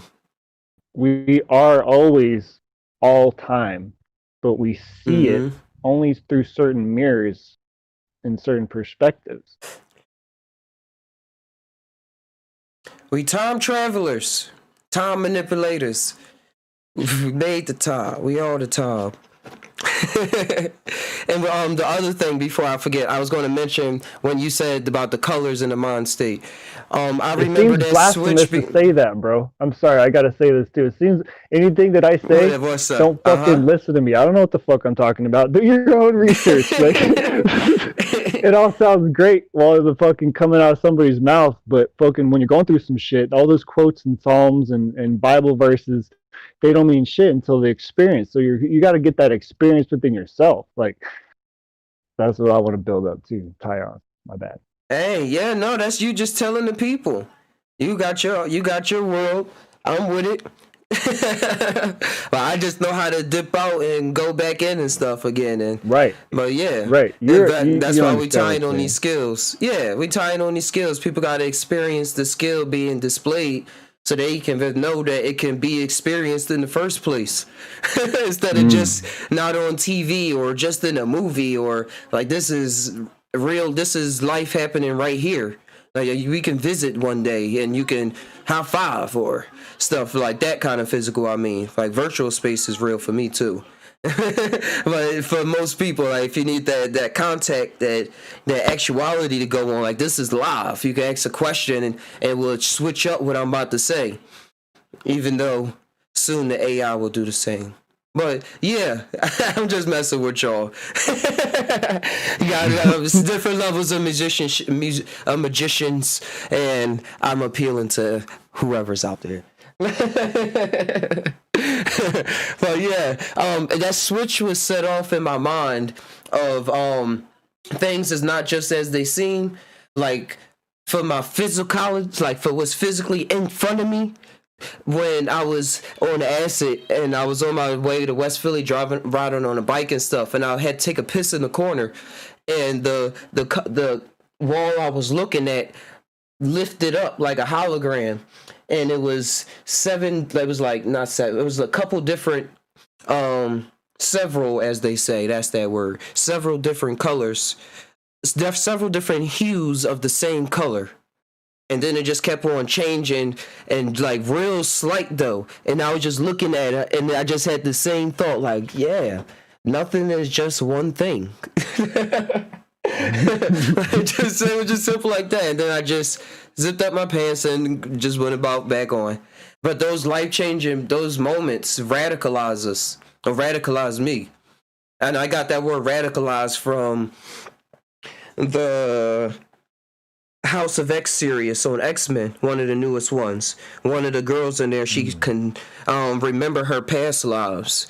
And whenever things happen, the writers will write, she was radicalized. And that radicalized thought or experience was the thing that she was able to remember in her next life. So it changed up to what would happen in that next life, like her whole pursuit and what she decided to live out as. It like changed that out, and then it went on to the next thing. So all these moments that I see outside, that's in time or outside of time, however we tie it together, is like those are moments that's radicalizing me and changing my literal lifetime experience from then on out. Like not me thinking like for real. And that's what these psychedelic experiences bring us to. And when you really start having a couple experiences under your belt or had a certain mind tool frame that life blessed you with, because you can't just make it up. You got had experiences. You're able to tap into experiences that come at you on a daily basis. And it'll be the same thing. You'll get the same radicalized expression. Because really it's already happening all the time, Exile, ain't it? That's why they try to get people to be so scared of the government and say the government is programming this and everybody, the TV is subliminally messaging you and it's in the money. Look at the money. They're getting you to do this. Or when they put this in there and get you to do that and you don't already know that that's why this is what you're doing and stuff like that. I think it's all the same. It's all the same story. Like Can we you think already to a being. point? Can you Mm-hmm. think to a memory that you didn't inhabit, that you weren't a part of? Yeah, you had to be. Had to be a part of it, right? In a sense.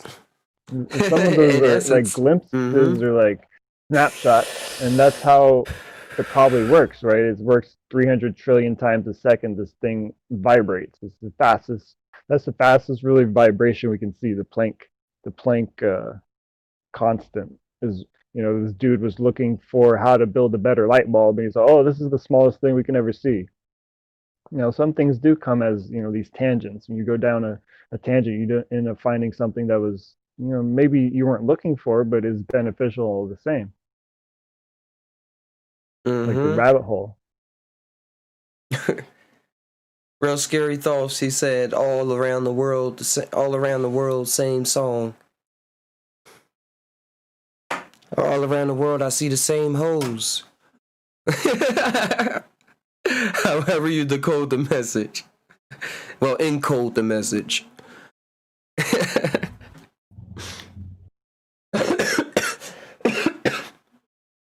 But yeah, we're always responding to things and reacting to things on so many different levels. So the more like we the psychedelics allows, and yeah, and it's always is leading us to a certain way, but we still part of that picture, as you said. We're still part of the memory, still making it happen as we go along. There's nothing ever making something happen. Yeah, it's never ever something making like you do something. And that's why I kind of do love everything that not kind of do. I love everything that I see around me. Like the love that I see don't mean I don't not like it. But if it exists, I had like at the highest sense that I was able to experience, I was a part of his creation. And now Yeah, being part of that creation, I can be put in the part of that creation that sees a part that doesn't really like that part in a way, or doesn't like how if that interaction, or the interaction just feels that way when it interacts. When you do this and that, and then hop into that experience, this is how it feels. It feels bad. Oh, this is how humans. Oh, we feel bad. But it's not forever. Yeah, feedback. Like just seeing just getting the experience in. Like we're crazy, we're wild, we're extreme, we're infinite. We're all those words, all those adjectives. Infinite amount of adjectives to that. Like for everything that we see. But yet we still are in the experience, and we're so extreme, we still gonna have, we're gonna feel this way. We're gonna feel it.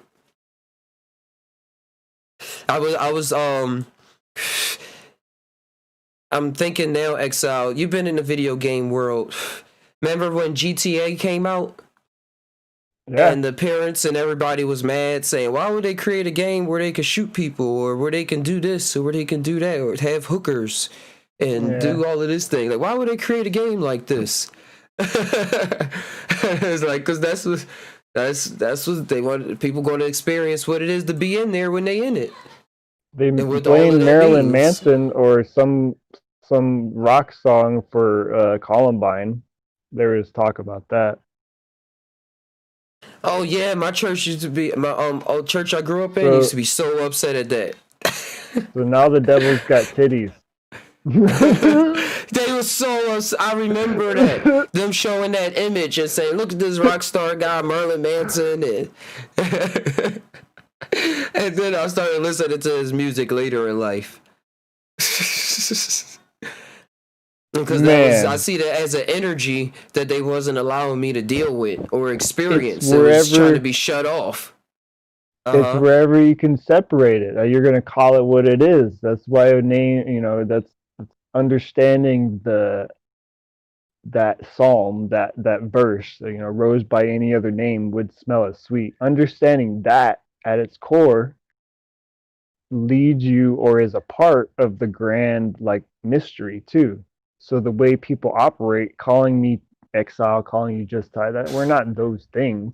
That's not us. Or call me a man. I think CM was talking about that. It's like, I'm not a man. Well, yeah, you are a man, but you're not too. So like, we put we put these things in a box, a separation from what we can see is actually going on. A tree is actually a part of the whole ground. You can't have a tree without the rest of what's going on around it. So to take one thing out and say that it's ultimately different, better, worse, whatever it is unfactual. So like once you get religion, once you get money, once you get gender, once you get this means what that age, so any separation you're gonna press it, or not gonna is available to be pressed. Yeah, like, you're gonna create some kind of art. And just because you get, so they were out, I remember the recent thing, Black Lives Matter, they were trying to outlaw certain like free, like you're never going to outlaw somebody's ability to choose. So having this emotion like you're going to do that is, what are you actually doing? Like, I don't know if that comes across, if people can understand that, but you're never going to legislate just like with guns or something. Like, criminals will always, or people who break laws will always do something outside of what's written. So there should be a general or not should be, whatever it is, like you come to a common consensus. Like, we all speak a certain way. Well, we all should maybe act a certain way too. Like, sending your kids to a general place to learn a general thing is not a bad idea. Like, if we, because I gotta, if both parents are not around to necessarily take the kids, or if I have 7 kids or something, like, so not every family is the same. So a general consensus, or like a government or a society, could be ran in a way that's more beneficial. And we do find these things. I mean, you get on the public transit system, and it's generally amiable. Like, there's not a lot of fights going on. You could say 15%, 20% of the, but that's just randomosity that goes on anywhere. But getting back to money and civilization and government and them and Hollywood, and well, those, even if you, okay, so take it on the extreme, hit Control Alt Delete on what you call all the worst people on the planet right now. That doesn't make that potential disappear. No, it just creates a vacuum now. So it's just you got somewhere to go to. Don't feel so tricked. Right. Like, man, they created this, and now I'm in this. Well, just because people are doing something doesn't mean that's, and they stop doing it, doesn't mean that thing that they're doing is never going to happen again. Those are just infinite options that you have in this free will universe. And you get to a certain, hey, I'm going to have $1 billion in this life. Well, now I can go buy certain things and influence certain things. It's just that's the way things are right now. Like, if I have a huge fucking cup, then I can pick up a lot of water. If I have a small cup, then I can only pick up so much water. Perfect. That's Ty, guys.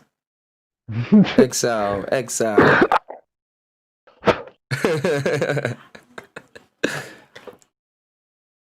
No, that's a good example. If I turn my cup into the side and start like I can make waves so everybody can get some fresh water or whatever, like create whatever it is, like.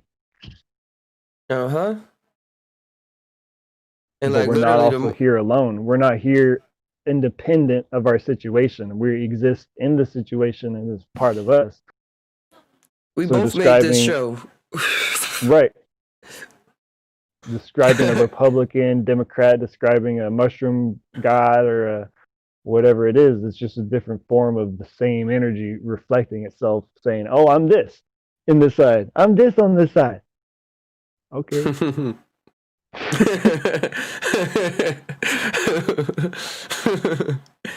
Yeah, I'm reading Real Scary Thought name, and like, that's a real scary thought for a lot of people.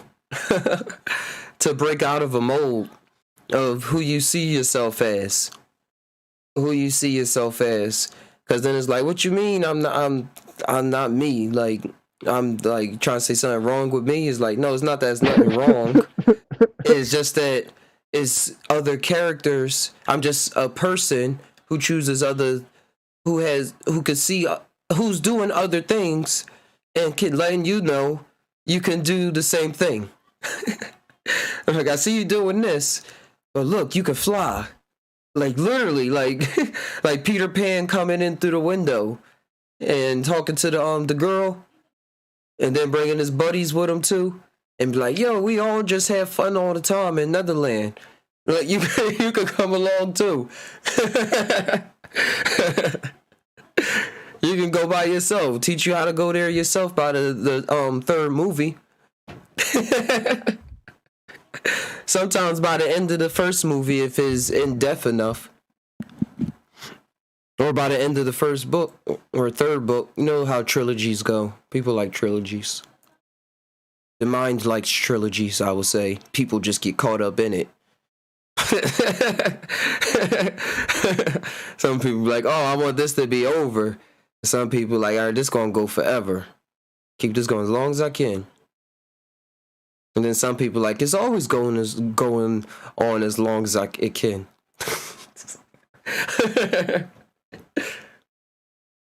The stories. I caught the tail end of True Life Stories podcast when Ozo made a grand return. And I heard him talking about books. Yeah. That was epic. They was talking about books and stuff like that, and how in-depth books are as opposed to movies, and how you can still, and then somebody came in talking about you can still get the art form from the movies because there will be a lot to try to put into the movie that was in the books, like the character relation and stuff. Yeah. Cost them $3 billion. But then again, that's how you get movies like Lord of the Rings. But then not everybody watched the Lord of the Rings though. Some of the series are shot like that on like Netflix or that's why we fall in love with cinematography and attention like that. Like the OA or that show Evil I keep on promoting. There's a lot that goes into a movie. I don't know. Look at Blair Witch Project. That was done with a minimal script, and other certain movies. I think some of the animations you can go to, there's $1 million animation that made it big. But there's certain things that you, like a certain knowledge that you have to have. It takes a lot to make a movie. I mean, it's an hour and a half at least. And 30 seconds, if you're doing animation, that's 30 frames per second or 29, 27. Cut it down. No, it's a masterpiece. Bro. It's a masterpiece indeed. That's why I salute the directors, and I'm a director too. I know how it feels. I know what it is to make a movie. But on different scales, when different people come together with all their talents and universes, it's like you gathering all the different yous to tell a story and like put all their heart, like people real deep into makeup. So they make the makeup in that movie was on point, and it brought you to another place. Or the CGI, or the writer, or the even the actor, or the props. Right. The person that makes the music, that scores the music. The sound. If the sound isn't on, your eye catches it. Like if the sound, like the what's it called, the overdubs, or because they don't actually take the microphone feedback of what they're talking about on the set all the time. They have to go in a booth and then re-record what they're doing. And if it's not on, then it doesn't look like that person's talking, or that looks weird. Bro, hey, Exile. Or if it's like too happy, or if it's too sad, or if it's too what? I was in hyperspace doing that, bro, as we term it. I know exactly how that feels. I'm just saying.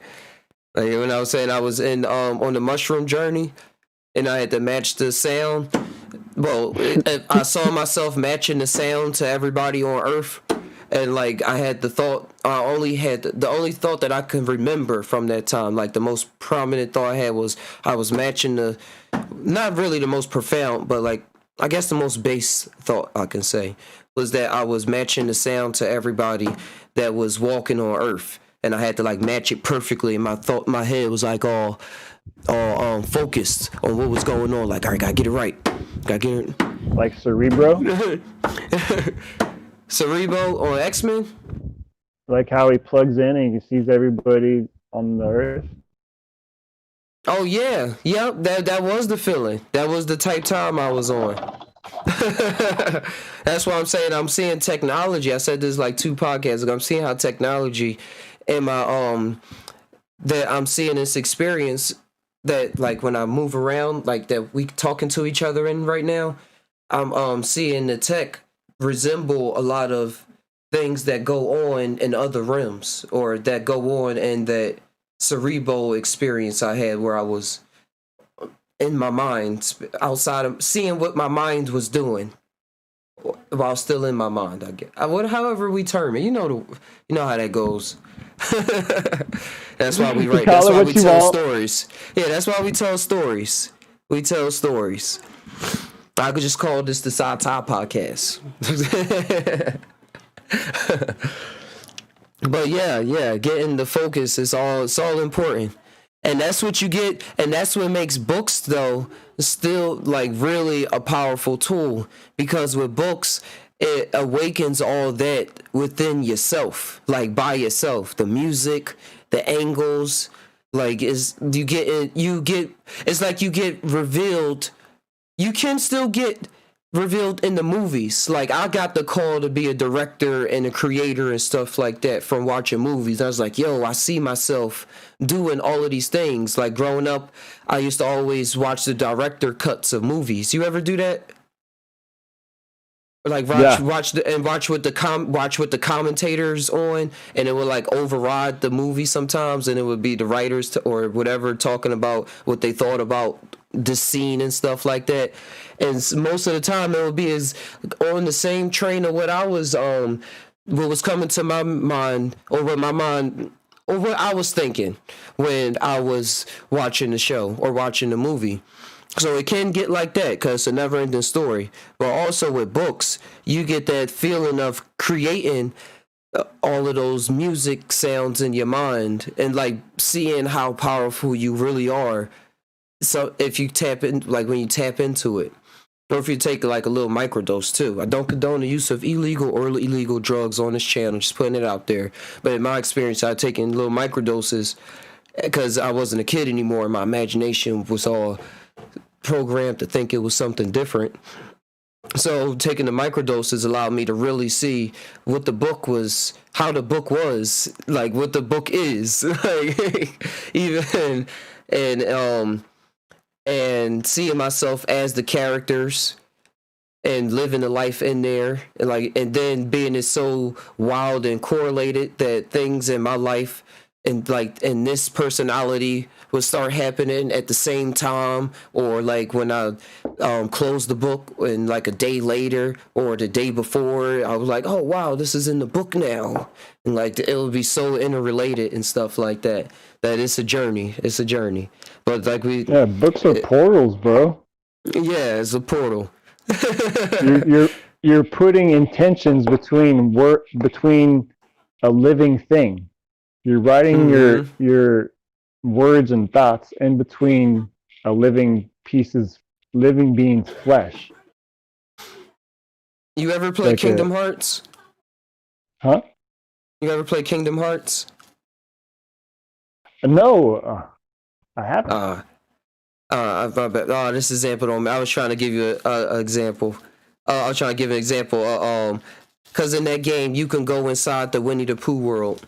And it's like a book that the wizard has. The wizard has it in his hand, and then he can you can go inside of there and you can visit Winnie the Pooh and take part in the storyline and stuff like that. But and Kingdom Hearts in general is wild because they got you in part of virtual realities and part of storylines that you thought you was living out, but found out you was hooked up to a machine. Good story. Break the Matrix. You said my brain prefers reading over watching tutorials and how-tos. Yeah, I know the feeling. I get caught up in the reading too. then my brain just get it caught up in whatever. I'll be getting caught up even watching memes. New Waisu. Wait, Waisu. I'm probably not saying that right.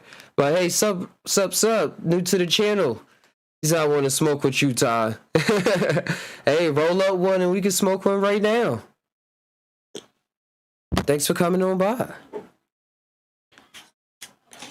Long as it's legal in your area.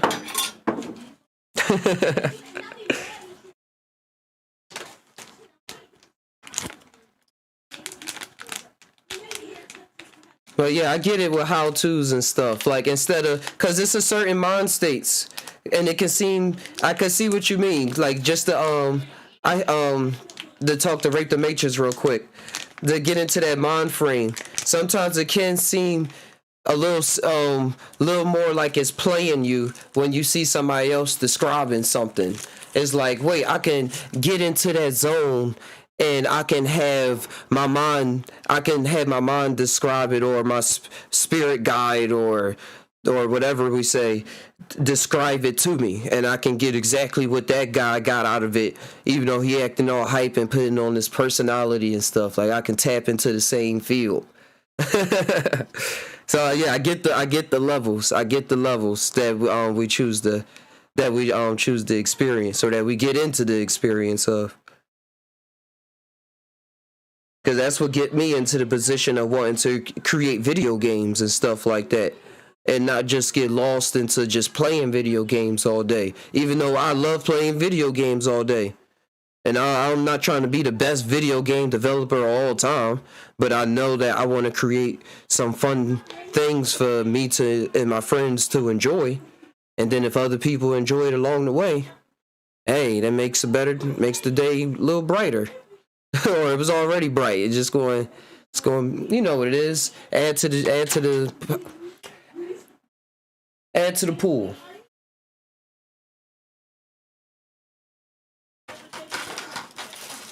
I'm rolling up right now. Once again. Remember the Discord open. How everybody feeling today? Halfway through the day now. It's 12:28 and 12:58. Yeah, I'm tapped in just listening to y'all build. Hey, King guys. While I write this book, I'm just listening to y'all build on shit. What you working on anything? Yeah, I'm working on symbolism right now for one of the family members. Cool. So everybody go check out King Guy's channel. While y'all talking, it's just going into that. The energy just going into writing and shit. I gotta check out the video you uploaded. I didn't get to check it out, but you was talking about the inventions that that people with dark skin, melanin and stuff, and like from, you know what I mean, black people. All the inventions that they had. Black folks gave to the world. Yeah. Yeah. Right, going to the Moors and everything with mathematics. Oh, we going into a lot of shit. Algebra as we use it today. We going into a lot of, because I did a video already. I'm trying to let this one that I just upload marinate for a minute before I drop this next one. But this next one is dealing with ancestor worship. So we're gonna get into a couple things. We're gonna hit Mexico. We're gonna hit a couple places. So be looking out for that. Straight up, I'm just trying to give some info. That's all. Yeah, just saying what your experiences are. Gotta make it into some kind of art. You can't keep it in. You're a creator. It is. So, yeah. That's what I'm up to. Y'all cats over here throwing some science out for the world. I'm just listening like, hell yeah. I can't even really type, but I'm like, hell yeah. Thanks for being here. Absolutely. I'm going to let y'all build. I'm tapped in, but if I hear something I want to interject on, I'm going to definitely jump on. All right. Absolutely. So we'll see. He said ancestor worship ? Hey, we're gonna find out in the video. Ancestor worship. You feel me? Like, let's say. What you mean?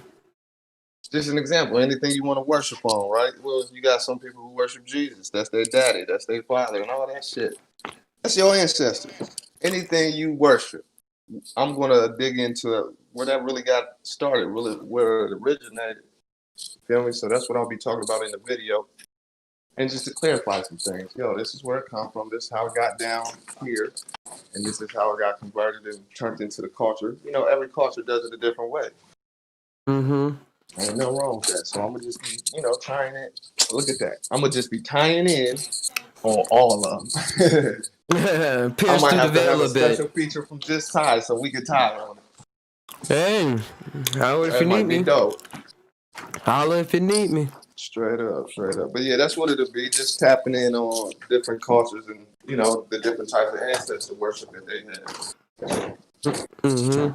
You feel me? Some people put up altars and tap in with the ones that have died in their family. Some people do it with animals. Some people do it with figures. It's just always different. I understand. I'm gonna let y'all pop off though. Cool. What y'all was talking about? I was about to go on what you were saying. Oh yeah, let's. I was about to exile. I was about to join exile. About the ways that we can come up with the ways of divining things in the world, and how people get into astrology, or as you saying, King Oz with ancestors, and coming up with different forms of magic. Absolutely, the energy. I think Exile would, agree. Everybody would agree. It's a lot. It has a lot to do with the energy you put into it. Make your own magic. Yeah, absolutely. And so, that's what we're gonna talk about. I think everybody does it on some type of level, even if you ain't a religious person per se. Some people worship money. Yeah, and see how the money come to them too. It's all about what you put your energy into. Can't nobody knock it. If that's what you want to put your energy into, okay. If that's what they're gonna get it, praising, okay. But understand, if you put the wrong energy into it, it's gonna get hectic a little bit. Yep. Like I understand the illusion of reality, but I understand the magic of divining things in reality because I'm in this thing. So I'll tap into my grandpa sometimes just because in situations. And I'll be like, hey, like, oh yeah, it's not even coming to my mind right now because it's so etheric in my mind when it happens. But I'll be like, oh, thanks. For real though.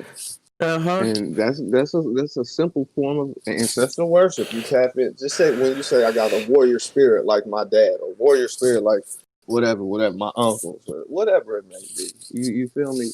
Them is ancestors, motherfuckers. We are the ancestors, I think, but that ain't what my video is gonna be about. But that's the behind the veil that ties it, that makes it work on the hugest level, so that you don't ask so many questions. We're the ones that we've been waiting for. Yep. Hey, I'm gonna take that voice clip from this video, and that's gonna be the intro to the video.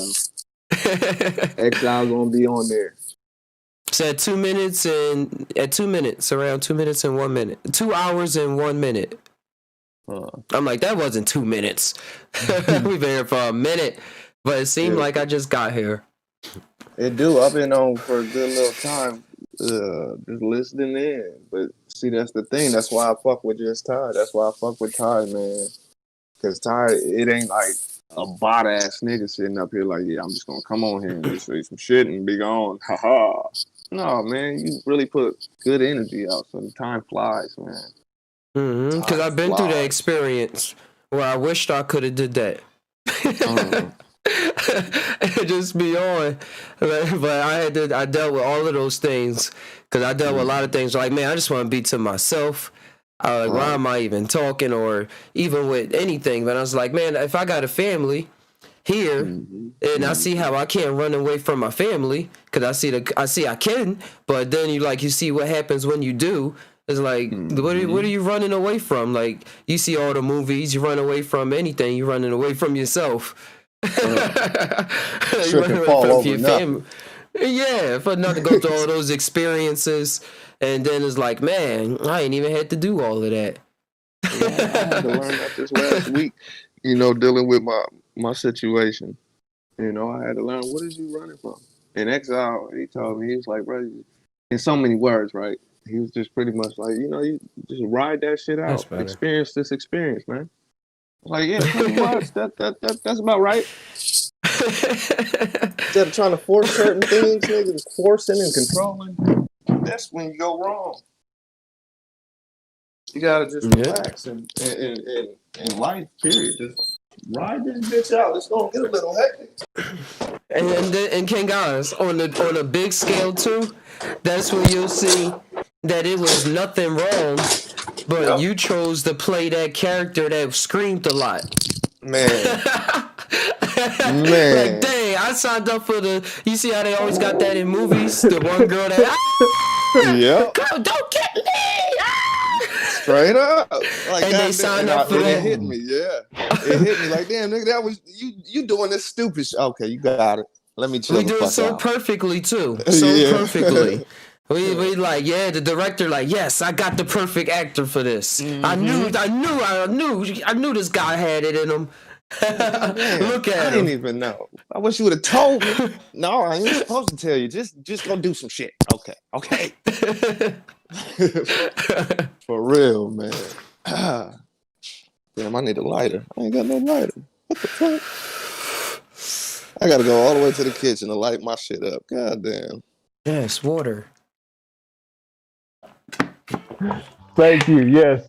A dose of fucking humbleness, bro, goes a long way. That's why they say people that live on the coastline are more like balanced. Is because they live next to a monster that could swallow them up at any time. Man, they living on the edge, literally.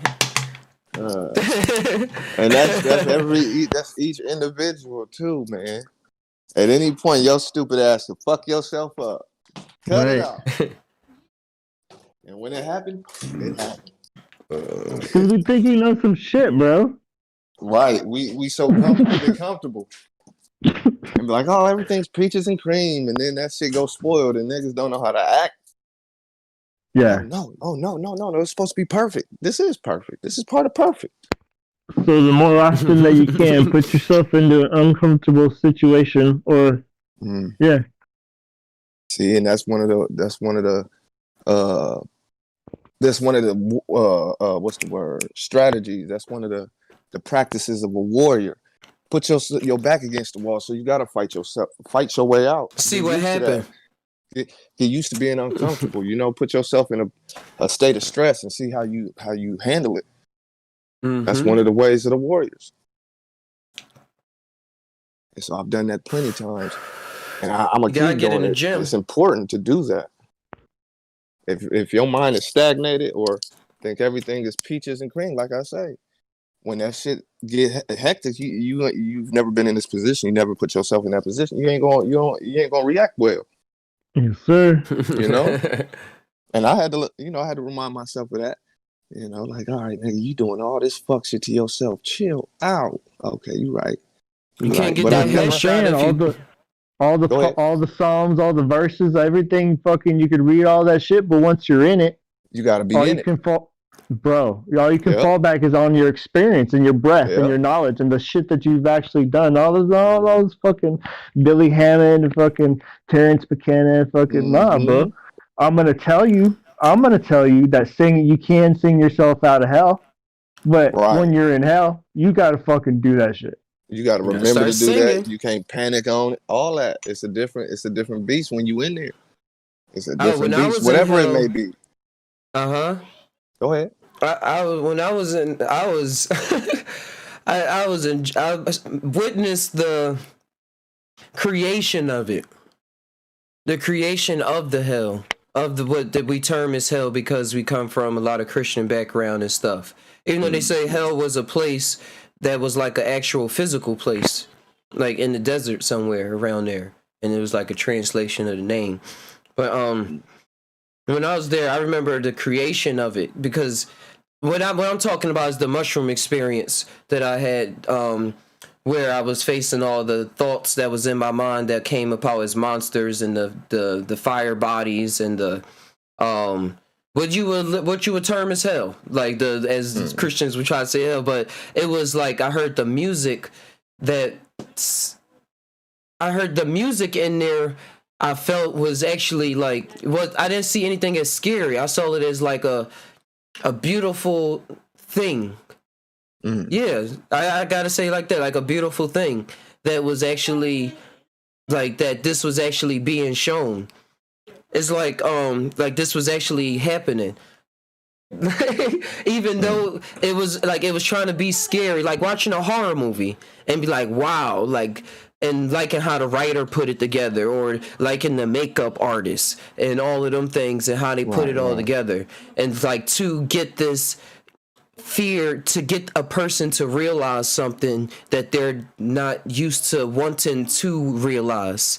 And so in that not wanting to realize it, in that plane of existence, is that horror thing of like oh well, this is what's actually going on, like you're trying to deny, like this is here, and it's like the jump scares, and it just seems so classical now that I look back at it, just being able to become one with it.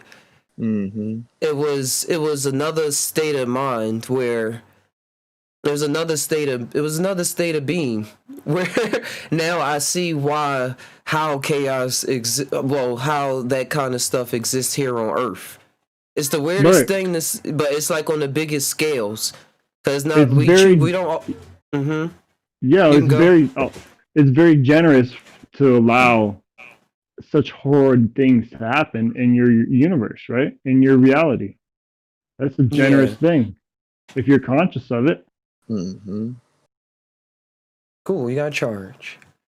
Yeah, that's a good way to put it. Cause like now when I look back, I was looking up music to try to remind me of how it was, because I guess my mind was looking for clues to see that actually happened, was that real, and everything I was running across was like pointing back to nigga, and I was running across musical artists and stuff that made the 420 approach. Where you at? It's only 113 where I am. But I was running across musical artists that made the classic horror sounds that we hear in all the music, like in the horror movies that we look up to. And I was like, yo, I know where they mind was at. Like, I know where you was at when you made this.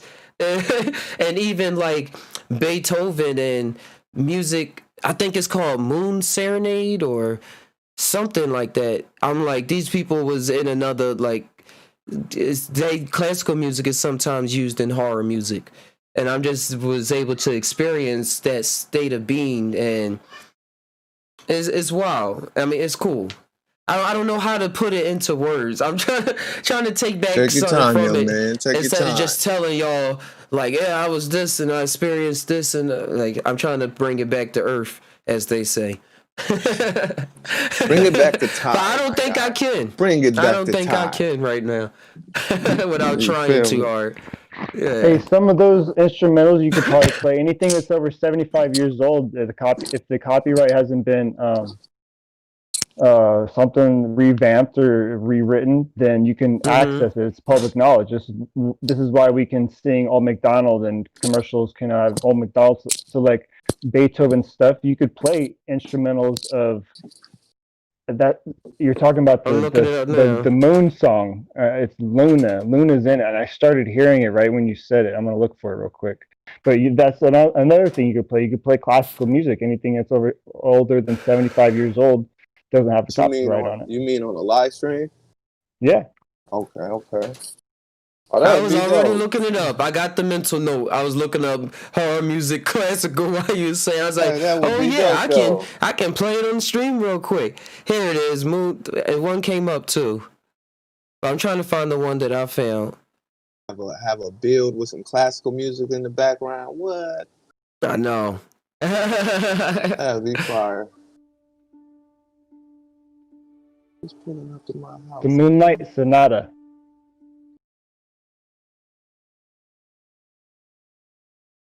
Maybe. It's dope, man. I appreciate the stream. I did look it up. You gotta say it every time you go live, because I do appreciate it, man. Yeah, it's playing now on the live stream.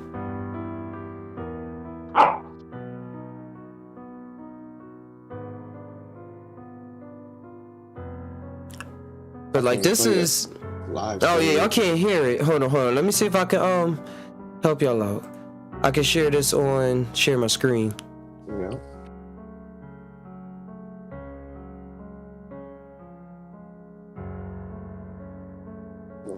Watch the stream. There we go. Can you still hear me talk? Yep. Oh, that's dope. Stop playing. I feel like dimming the lights, getting my cigar, putting the ball on the fireplace and shit. So today, ladies and gentlemen, on the Psy Tai Podcast, we have the one and only. Oh yeah, it's still going. I stuffed this thing. Exile. And your boy Cool Guys with Wild Man Ninja in the back, holding it down. And today we will blow your minds with perspectives and thoughts. And I gotta go light my weed, so I'm gonna and twisty straws. and twisty straws. You never know how fast it'll come, but it's coming. Hope y'all enjoy y'all day out there. I like this. That's dope. Yep, and you popped up. That's cold. Man. Cool. And while that's looking up, I'm gonna try to look up the other example. But the beauty that you find in here is awesome, and I think that's why some magicians tell people to play classical music for their kids, like if they was into it themselves. And they say they so-called grow up to think clearer or be smarter and stuff like that. I think you're really like working with their energy and like getting them used to you creating an environment for them and they being comfortable with it already. Even though things still gonna pop up, jump scares and stuff still's gonna pop up, but it's like not so much things to get so lost into so far lost into or get so much into. You can like dance around like let that energy free flow. Mm-hmm. You know? Can't be in a chaotic environment. It needs some peace, man. I like chilling with my family. That's my peace. Let's see if I can look up.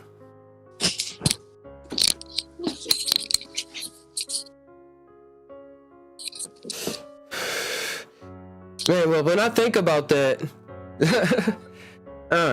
yeah, it really do shows the acceptability, like you said, of being grateful of letting things into life, allowing things to be as they are, no matter what's the cost. Right. I mean, not the cost, the cost. Just like, yeah, this is happening.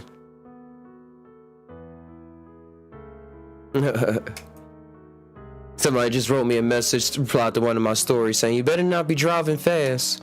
Cause I be recording videos while I be driving. I be going like, I'll be out. Say that.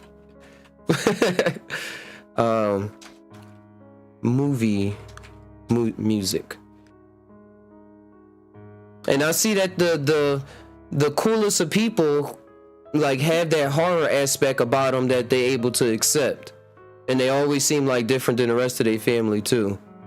Even though it's their family that seem to be bringing about the chaos that they want dealing with in their mind. But then they get up to that part where they see that it's all in their mind,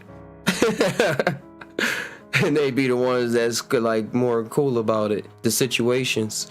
Oh, I think I found the song I was looking for. I wish I can play this on lower. Boom. Pause it right there. Is this copyright? You probably have to cut this part out when I upload this later, but let me see. What's it here?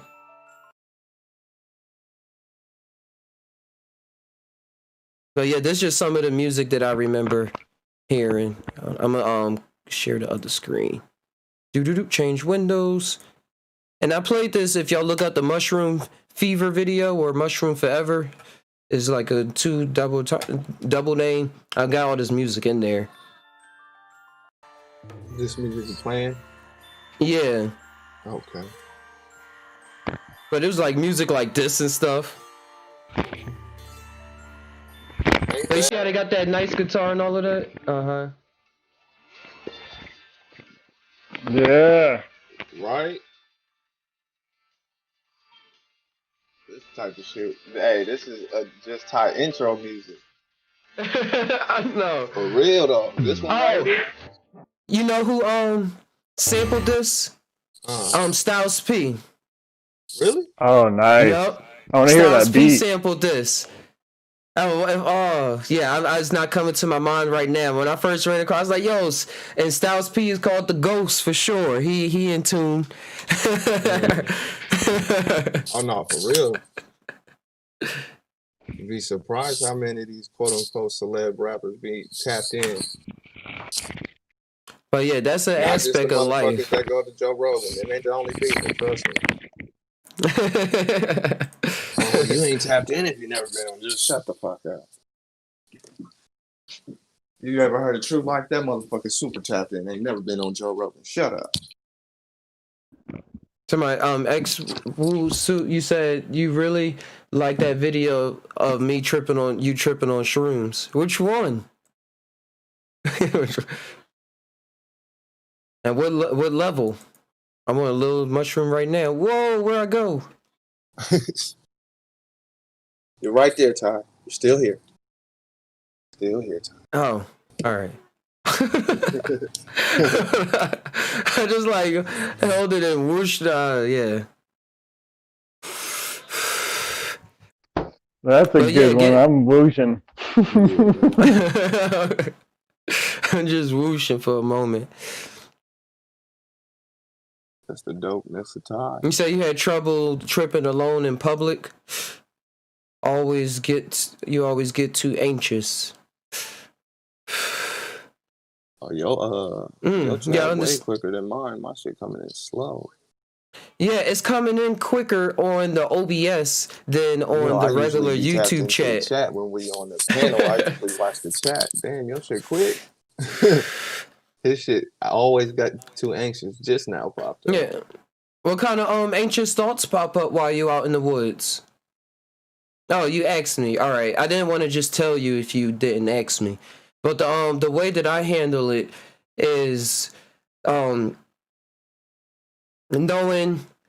that the biggest knowing that I got myself, and as well as tripping in the forest, being prepared for a journey already. Like knowing that I got my backpack, I got my like in the adventure game, got your items ready. You got a couple experience points in this, like you okay, you know you got your water, like you know that all you need is your water and some breath, and through the experience as well. Because then through the anxious thoughts of like, oh man, it's a person there. Like, why is that person in the park while I'm tripping? Like, I think that was a meme, but I actually thought that before. Like, why is that person in this park while I'm tripping? Like, I'm supposed to be here by myself. Like, I'm going to go over here. And I've been through all of those things. I've been anxious in the forest before. So only through experience. When I was on acid and I would hear voices. I was like, oh man, like where'd that come from? But then I would get comfortable, be like, oh, yeah, there are things going on. There's a lot going on. And then I will eventually I would start playing music that would like try to pushing because I was like, it's more to what's going on. And the more I got comfortable with something, I saw it like being an athlete. Like, all right, how far I can run doing this now that I did this. Now that I know that I can run this far, I know how to take all the deep breaths in between all the jogs, swing my hands and hips swing in the air, so it's not all dependent on my feet lifting and doing the motion and stuff like that. Like I get a lot more balance going on, and allowing yourself to be allowing yourself to be scared, like allowing yourself to be scared, to be anxious, and confronting the anxious when they get there. Shit. Yeah, allowing yourself to go through the anxious. Like, this ain't my character. I ain't... Weezu, I think that's how you say your name. I went through about 5 days of nothing but anxiety this last week. I talked to XL and Ty about it. what Ty just told you is solid. You know, the biggest point to what these two brothers, you know, game that they gave me was to just relax and let it come and let it do what it got to do. Don't try to force nothing. You know, once you start trying to force things, it gets haywire because then you see it's still happening and you get anxious about that. And now you're just building up angst, you know, anxiety. I mean, so what Ty just said is on point, and just, you know, since I just went through it, the best advice I could, you know, give as far as dealing with anxiety is to breathe, relax, experience the experience. You know, don't start the why me, why is this happening, why is that happening. No, don't do that. Just breathe on it. You feel me? And woosah, and just write it out, man. Experience it. It's an experience. Everything ain't always gonna be stagnated. Sometimes it's gonna go up. Sometimes it's gonna go down. I know Exile would have some good advice probably too. But see, y'all talk about acid and Xannies and shit. I smoke it and eat shrooms. That's what I do. But that's what the Xanax does. The Xanax takes down the trip. It's like a trip killer. Okay. So that if things is too much, you got one on board, so that you can like not feel like you're about to kill yourself or run around and do something too wild. Okay, got you. Yeah, so that is good sometimes for. So if you're in that field, it is good sometimes for you if you find yourself caught up in that situation, because that's what the story wrote out for you. Got it for a reason. But me, I don't have no bars. I don't got it. I don't have it. I don't even have access to it. I mean, we put ourselves through this like mental stress of like, I'm gonna die if this doesn't happen. I'm gonna, you know, life's gonna end if this doesn't happen. It feels that way, but you're not putting your body through those stress, and our bodies are physically capable of dealing with those kind of stresses, like being out in the wilderness with nothing to eat. Think of our ancestors down the line killing things with their bare hands or with knives or something like that. The ability just in our breath to come to a balance, to mitigate all your emotions, focus on what's going on, what's most important, is astounding. It's like encoded superheroes in our breath. That's why I always say, like Wim Hof, like just watch his number 712 with Joe Rogan, do the breathing with him, or get the app, like get in touch with the way your body's working, and most of it's through your breath. Even your thoughts can be mitigated by the way you breathe. Absolutely. Absolutely. And I still practice these little breathing techniques that Exile put me on. Even though, oh yeah, that's another thing. I don't know if I told y'all, but I'm pretty sure y'all. What's that? Y'all do give a fuck. I ain't feeling no anxiety in the last 2 days at all. Like, I think it has subsided finally. Oh, beautiful. So happy. God damn. Get to do something. Get to stretch a little bit now. Yeah, man. Y'all talk about, that's crazy. Y'all was talking about books earlier, writing and stuff like that. And that's kind of what got me back into my mode, because I got to write this book for some family. And so even though I was feeling anxious, I started writing in this book, took my focus somewhere else. See what I'm saying? My focus before my focus was on this anxiety, these panic attacks. That's all my focus was on, because that's what I was experiencing. But I was focused on and amplifying it by thinking. But once I started breathing, I seen that my thoughts were, I don't know how I did it personally, but it goes exactly to what Exile is saying. I started doing the breathing techniques and doing certain breathing things that he hit me to. And I seen that my thoughts started going to somewhere else, more so like, you're okay, it's cool, it's straight, go and do something else while you focus on this type of shit, chill out. Every time I would breathe properly, but when I was panicking and breathing in a panicked manner, I seen that my thoughts were still on fuck shit. Look at you, you're panicking, you never get over it. It's gonna happen every day, all day. Look at you. So, you know, focusing on something else that takes your mind off of the fuck shit. You know, breathing absolutely helps. Cardio helps. Yeah, all of these things help. As long as you don't try to control the situation and say, I'm going to do this and it's going to listen to me. No, nigga, it ain't going to be like that. It's going to do what it do. You know. Mm-hmm. So yeah, take your mind off of the fuck shit.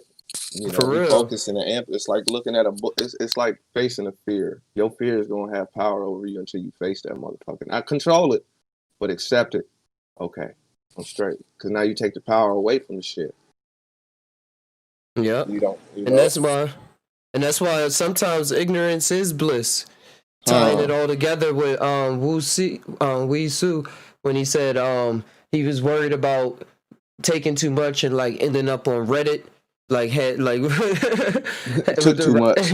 Yeah, and so I was like saying that. that's another fear. I was ignorant of Reddit and all of that. I didn't have any friends that did psychedelics. I just knew about little Terrence McKenna and a lot of spiritual things I was running across, like esoteric things as I used to call them, esoteric studies. And I was like, oh, this thing is mushroom. To these motherfuckers. Hey, baby, that's why I talk about a lot of things they do, so people don't got to all Absolutely. the time.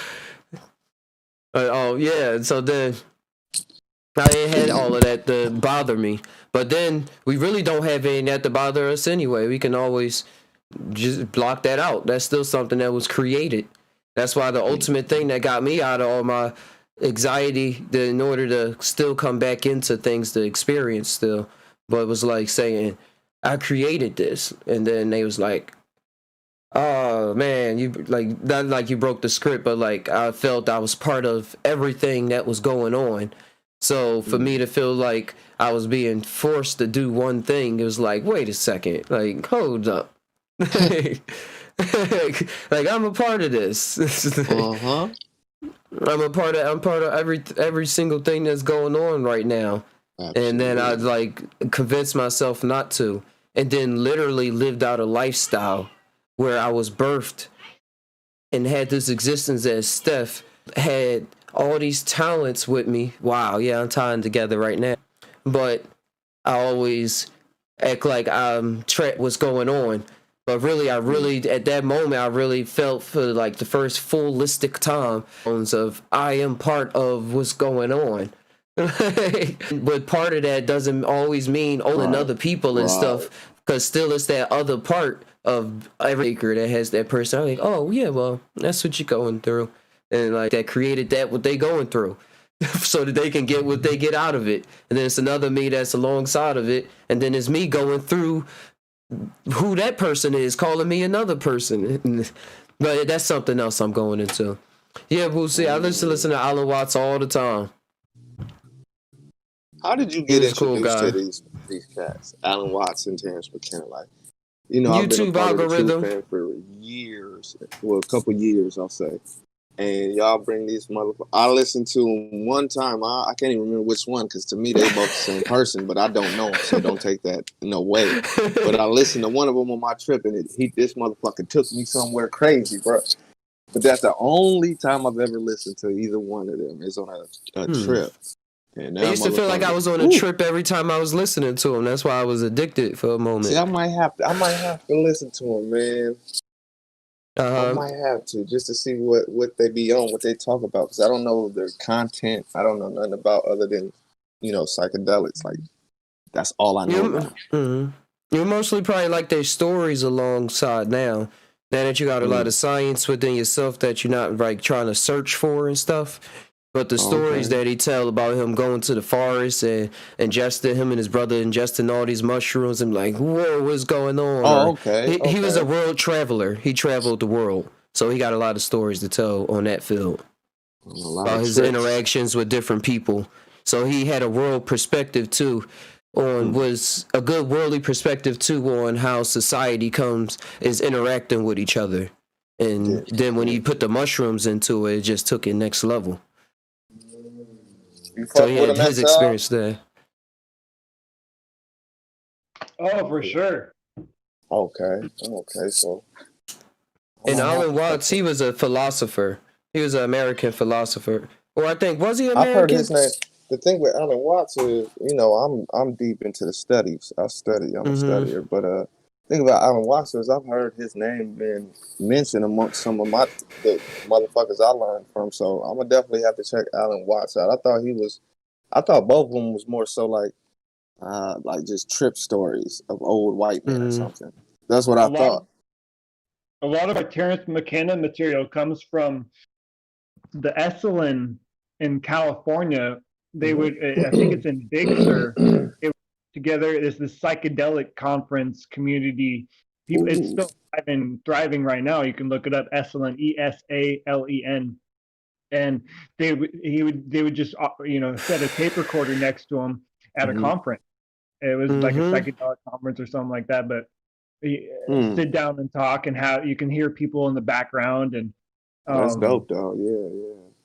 Yeah, and I see these kind of things, what Ty's doing, what True's doing, as the old style way, or what we call old style way of communicating, of passing the knowledge on, of this communal way that come to a general, you sing a song, do a dance, you have a symbol, and then you get into it of whatever your experiences are for that time. Yep, we jumped into hyperspace.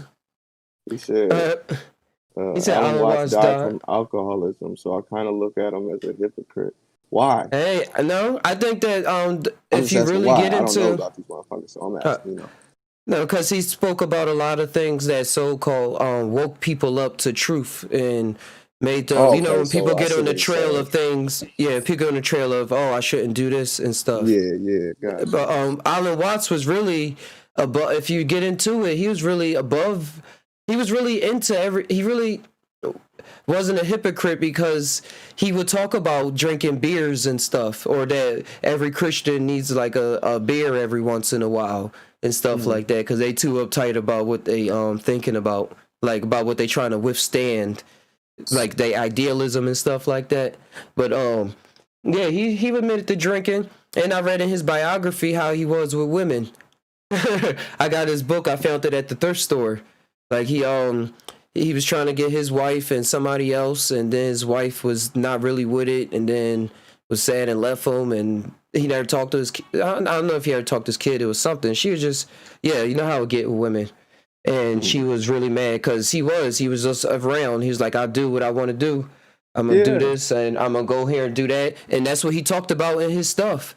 He didn't talk about staying to a particular role. He just talked about the human experience and what we go through as humans. And he used to talk about the people. The dude Lao Tzu died alone in misery, supposedly, and thought that he had effect on the world. He wrote The Art of War and the Tao. Like, that's a fact.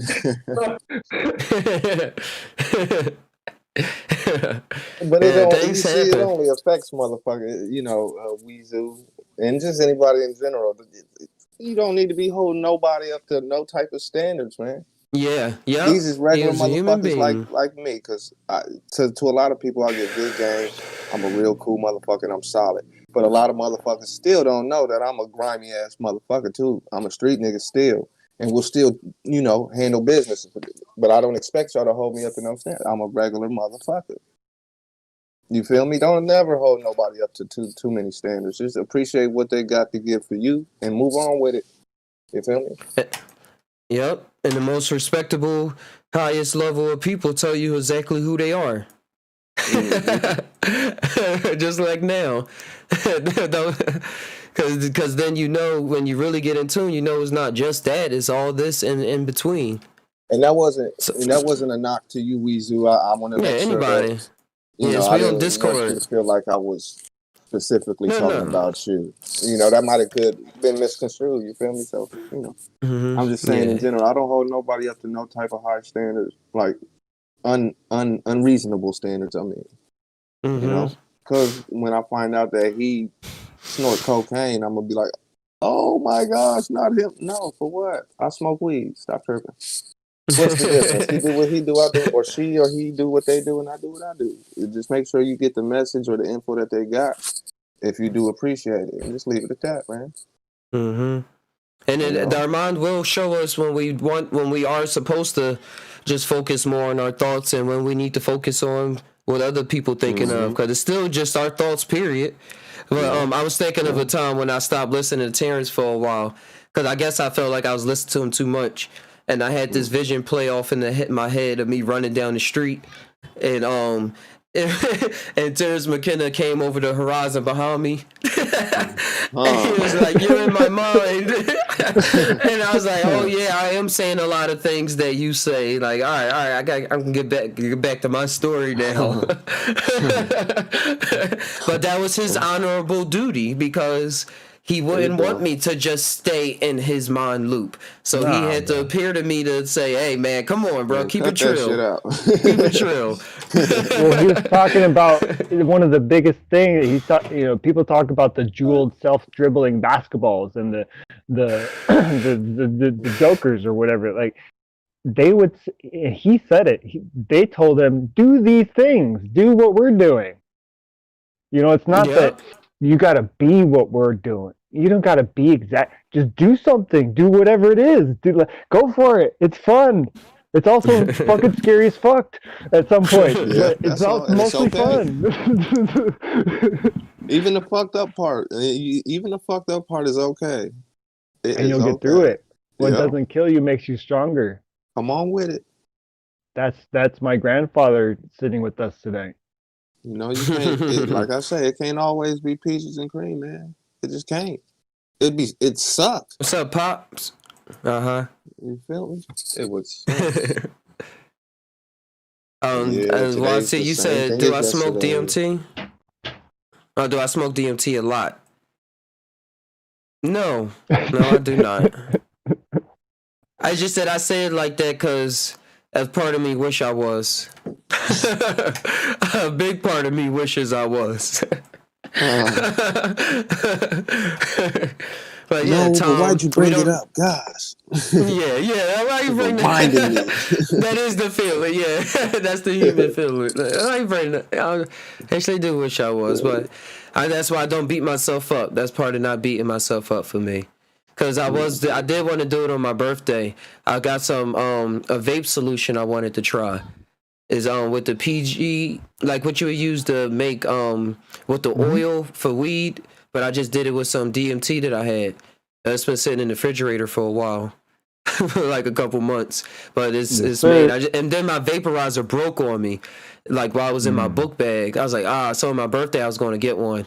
So it's in the atmosphere. DMT trip 2 and 2. All about the surrender point. But yeah, it is intense though. That's the roller coaster. It's made to be that way, I suppose. Bro, for sure. Before I was becoming a Reiki master or getting my Reiki master training, I was on the road with a trunk full of don't get pulled over, and the fucking the engine broke with no registration. I was about 1.5 miles, so I pushed the motherfucker. Pushed the motherfucker 1.5 miles up the fucking the get off of the fucking freeway, and yeah, it was all good after that. But we gotta boot this nigga, cuz we gotta boot this nigga True Life out of here, man. We gotta keep boot. What's I know I smell something. And that was all allegedly too what I said. It's that good, man. It's that good. That shit been sticking with me since I smoked it this morning. Oh wow, how was that? It was cool. I was just in the waiting room, but I finally cause when you get the utensils to be able to do it right, and you just don't do it. And then I just had to do a test run, and it just worked out perfectly. So I just flew through the waiting room and just sat here in awe for a long time. Oh, man. Seems like you floating through your mind or something. Wow. Hey, y'all, that's True Life Stories right there, chat. That's the big dog right there. So I just, what's up with it, King guys? Peace, man. Y'all, I've been listening, Exile and Ty, I've been listening to y'all earlier and shit. Just checking it out. Yes, sir. Thank you. I think we found Just Ty's theme music earlier. That shit was dope. That shit was dope. I'd say real quick before I forget, when you came down, how was it when you got out the waiting room? Like, is it just over? Man, Man, life be bliss after smoking DMT. When you just flying through the waiting room, it's like Mm-hmm. I've been feeling so good. It's like Good, I man. don't get it, Good. bro. That shit is I like to bliss. hear It's that type like shit, man. it just make you. It puts you on the level of just okay. Everything is good. It don't matter what it is. It's good. Oh shit! I cut my hand off. Oh, it's good. I got Now we another gotta one. use True And I'm comedy. cold like True that. comedy. yeah, confidence and like man, it's like it's an abundance of that out there, and I think we probably just don't search. I don't search for it enough. I agree. But I can agree to that last Mm-hmm. statement, man. It's out here. You know, we distracted by a lot of shit. We forget it's a lot of shit to be happy about. A lot. man, A lot. yeah, just being Like, here to nigga, I be just able took to 5 steps. What? I'm cold. yeah. It's a Look, I motherfucker talked to that can't King walk Oz right now. today. I talked to Yep. Just Ty today. Yep. I talked to No, that's real. everybody in exile and shit. And it's like, damn, that's kind of beautiful because I get to visit y'all realm of reality. I don't have to just stay in mine. I get to visit yours. Because I heard Just Ty talking about time traveling. I was gonna type no, we Thai traveling. You feel There you go.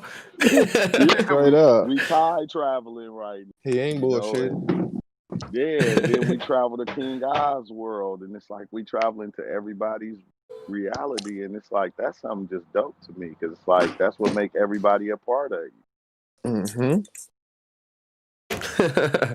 Just beautiful. Nice. Man, I'm about to making me want to go to the vape store today. So we're gonna leave it in there. We're gonna let things happen.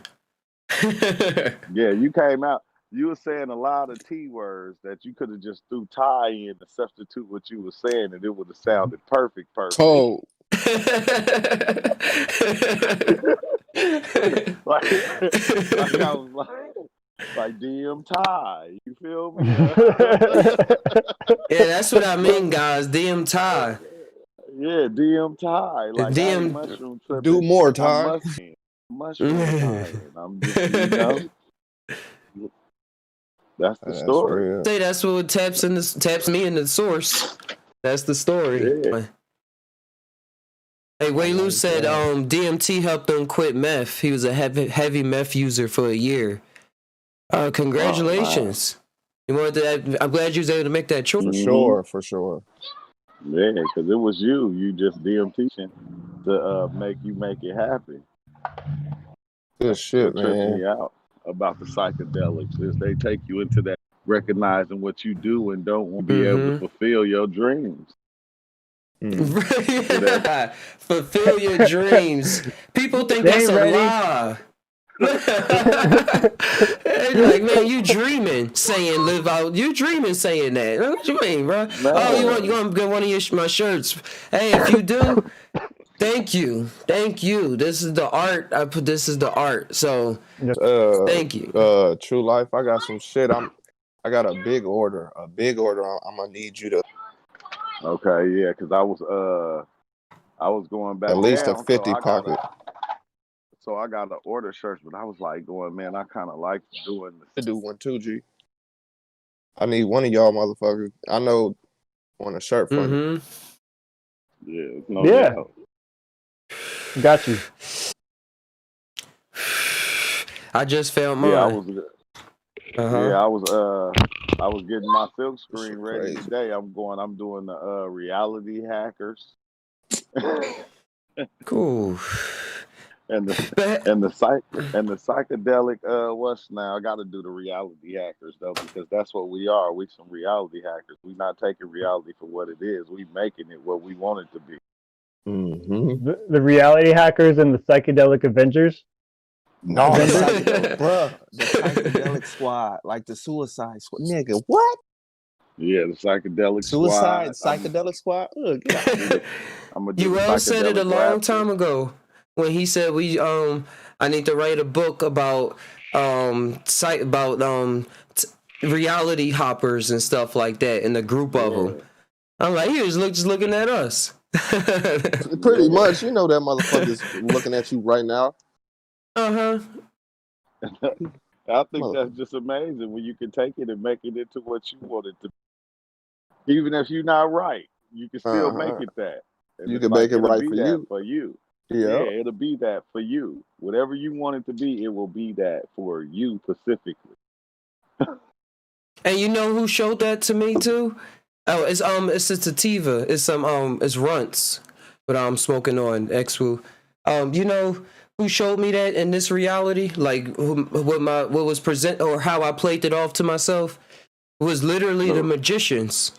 The magicians and stuff, and how when you watch like David Copperfield and David Blaine, how they will approach the people. If you listen to the speech pattern, and even if you start practicing it like I used to, you start seeing how, or when I was talking about from the shoes of looking back at them though, it's like they saying, "Hey, what's in my hand can be anything."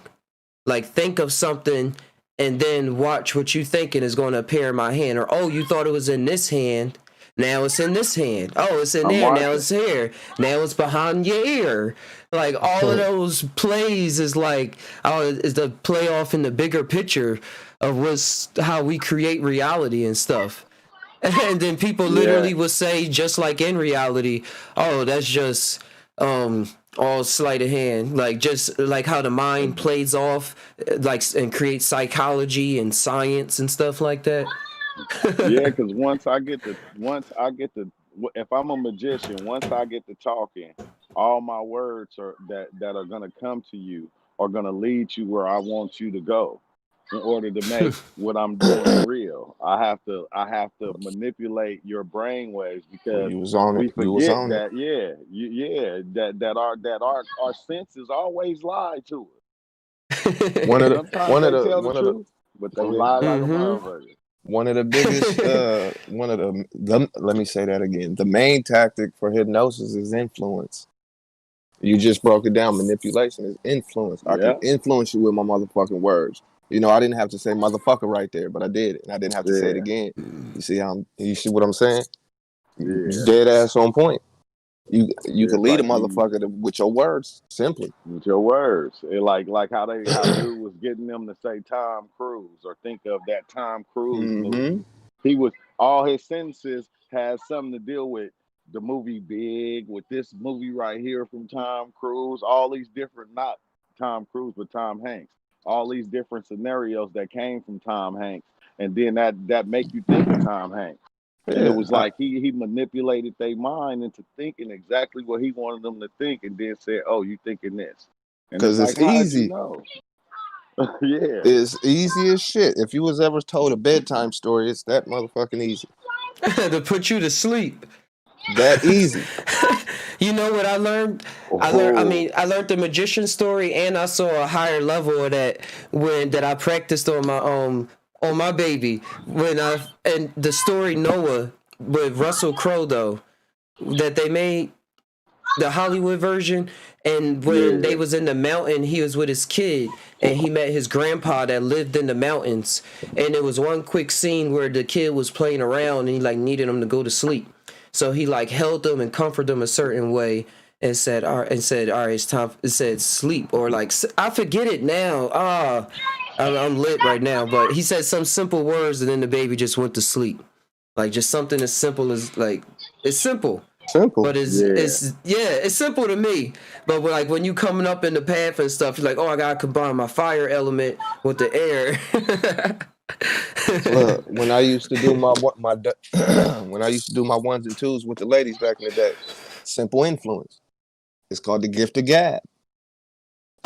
Influence. You can get anybody to do anything. Sleep, laugh, cry, be sad, get mad and go beat the nigga up the street. Oh, you gonna let him talk to you like that? Now you done made this motherfucker go fight because now his ego in the game, and you knew that.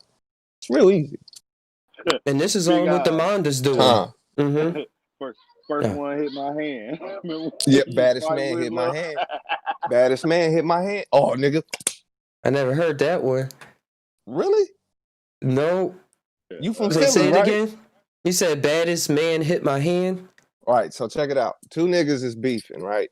And as the instigator I am, I'ma step in and like baddest man hit my hand. So that means whoever is the baddest man between these two is gonna hit my hand first, making the other one look like a chump. So now you instigate in this fight.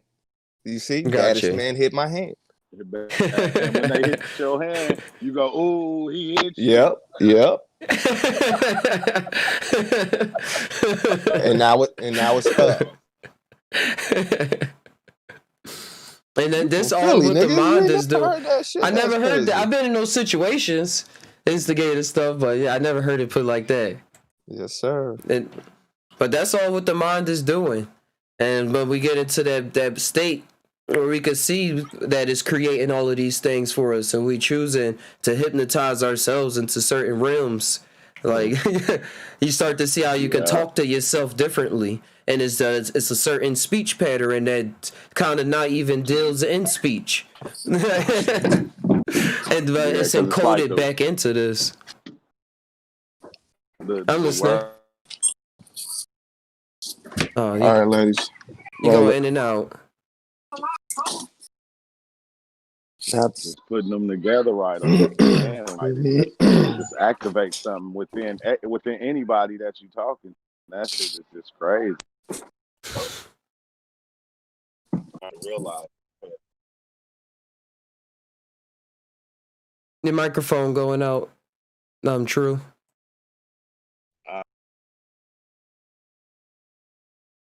All right, you're gonna come in and out. But yeah, this is an awesome podcast. Psy Tai Podcast 101. It's the Tycast, guy. This is back to basics. Just like True. He did one. I'm back to 101. 101. Man. It do seem like on the journey you go in a full circle. Yeah. Like a full circle, and you come back to the beginning and you're like, oh, okay. Just be. I'm just gonna be this. How hard that can be, though. That can be hard sometimes. Just be. I can't just be. I gotta do this, that, this. Just be. Yeah. And then you try it out and you're like, oh, this ain't too bad. It's actually fun. You get to play different roles. Yeah, because you go through all these different roles, and then you find out, like, dang, being you is the easiest thing you can do. The easiest, bro. That can't be hard. If it's hard to be you, then it's something wrong with you. You need to find yourself. Let's go a step further, though. Some people don't know who they are. Yeah. So to be themselves, that's so foreign. And it does take a big leap, but usually the key is right in the art that you pay attention to. Like what kind of show you watch, like who, like what's speaking to you the most. That's not in the people around you, and like usually that's one of the keys that I see that's come out of it. Or unless somebody come around like straight up Gandalf knocking on your door, like, hey, we going on an adventure, like this big world out here. Or I got some shrooms for you. I know. Gandalf knock on your door saying we going on an adventure. You ain't even gonna pack. I'm just be like, let's go. I ain't gotta get dressed. I'm going with whatever I got on. Let's go right now. Before I change my mind. I know before I change my mind, another thought pop up. Oh, let me use the bathroom real quick, and then you sit on the toilet, start thinking. Yeah. So something else is happening. And now you doing something else that ain't even pertaining to the story. It's like, I don't know, man. It's crazy how things take us away from even the things that we want to do. Mm-hmm. So easy. Influence is a motherfucker, man. I wanted to be something, but the streets were so beautiful at one time. Influence. Yeah, you hear how beautiful I wanted it is to be in a music? hooper. But I was a street I am a street legend in my city. But then I went to jail and fucked up my semi-pro game. I had the D League looking at me. Went to jail because of the influence of what I was doing. Influence is a motherfucker, man. A lot of lawyers is in jail because they took a different route because of influence. You feel me? It's a cold game, man. So you got to get back to you. You got to figure you out. As I say that, I'm looking down at my desktop and I see the icon for Mesh Lab in this other picture, but it's just like a single eye and it's looking at me like, yeah, you got to look back at the single point. Well, as much single as you can get. And then come look back out and use that as a camera lens like for the rest of the world that you see and see it all being created in front of you. What you got here? What you doing here? Talk about mesh, and I'm pulling up Adobe Illustrator with the grid background. Okay, I see that. I see. This is what Ty and some other people are working on. Magic tech. I knew you ain't forget. I was like, do I gotta remind them like to bring the hope back up? Like, man, I didn't forget. I'm working on this. Like, yeah, you in it. All right, let's see if I get the Discord screen up.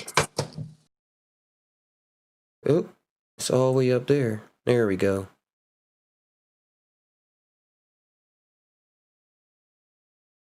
Yeah, Magic Mushroom Tech. I was just messing with some fonts. Cool. Can't give away too much. But I like the swerviness in there.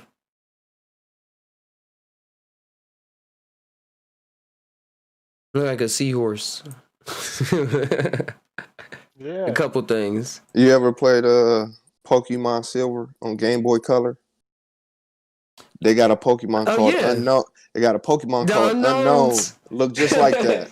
It's 100 of them. 100-something of them. It look just like that symbol he just pulled up. Thanks for bringing that up. I'm gonna be working on making some custom. Like I'm gonna put my art on it. I got a collection of Game Boy SPs and DSs and and Advances, Game Boy Advance going way back. So I'm gonna do something with those. They're gonna be available in Just Ty Now store. Design them. Yep. I was just holding it this morning. Got you. Custom made, custom print. Oh, I was looking at.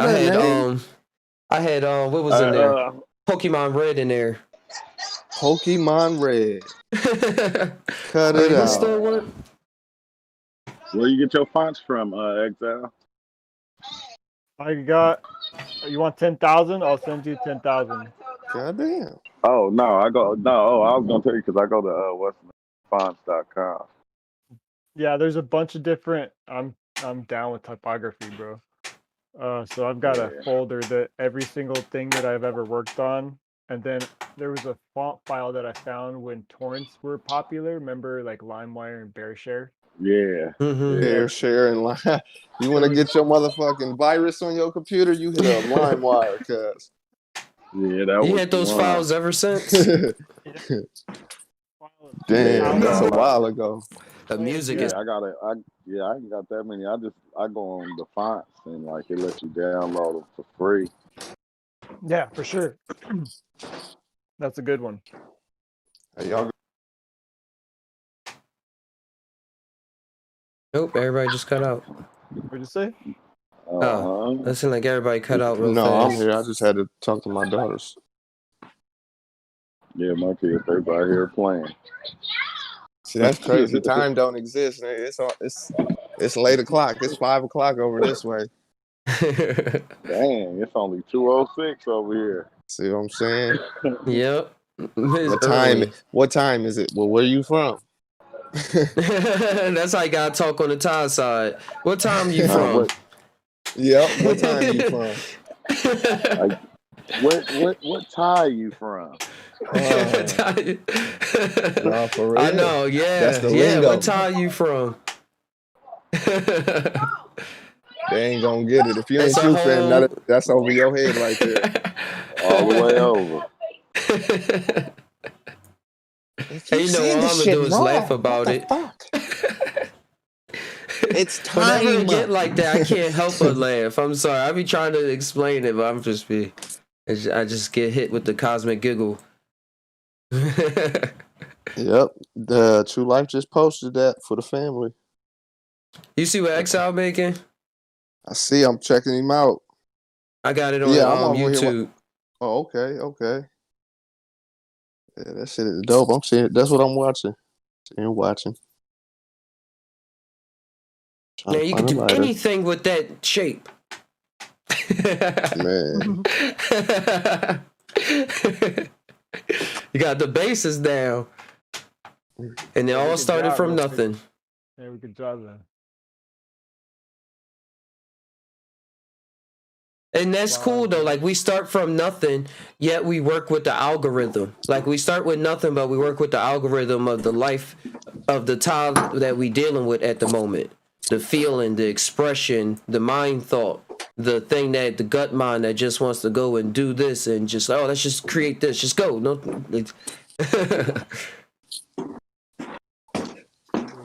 Create it here.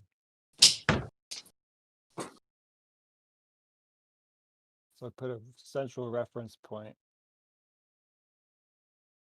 It is dope. and technical.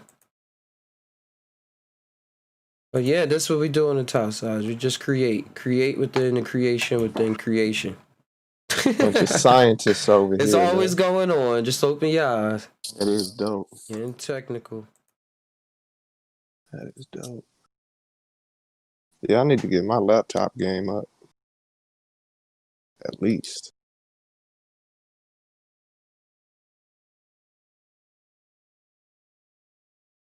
No, it's a work. It's a work. Like start researching stuff, and it'll start coming.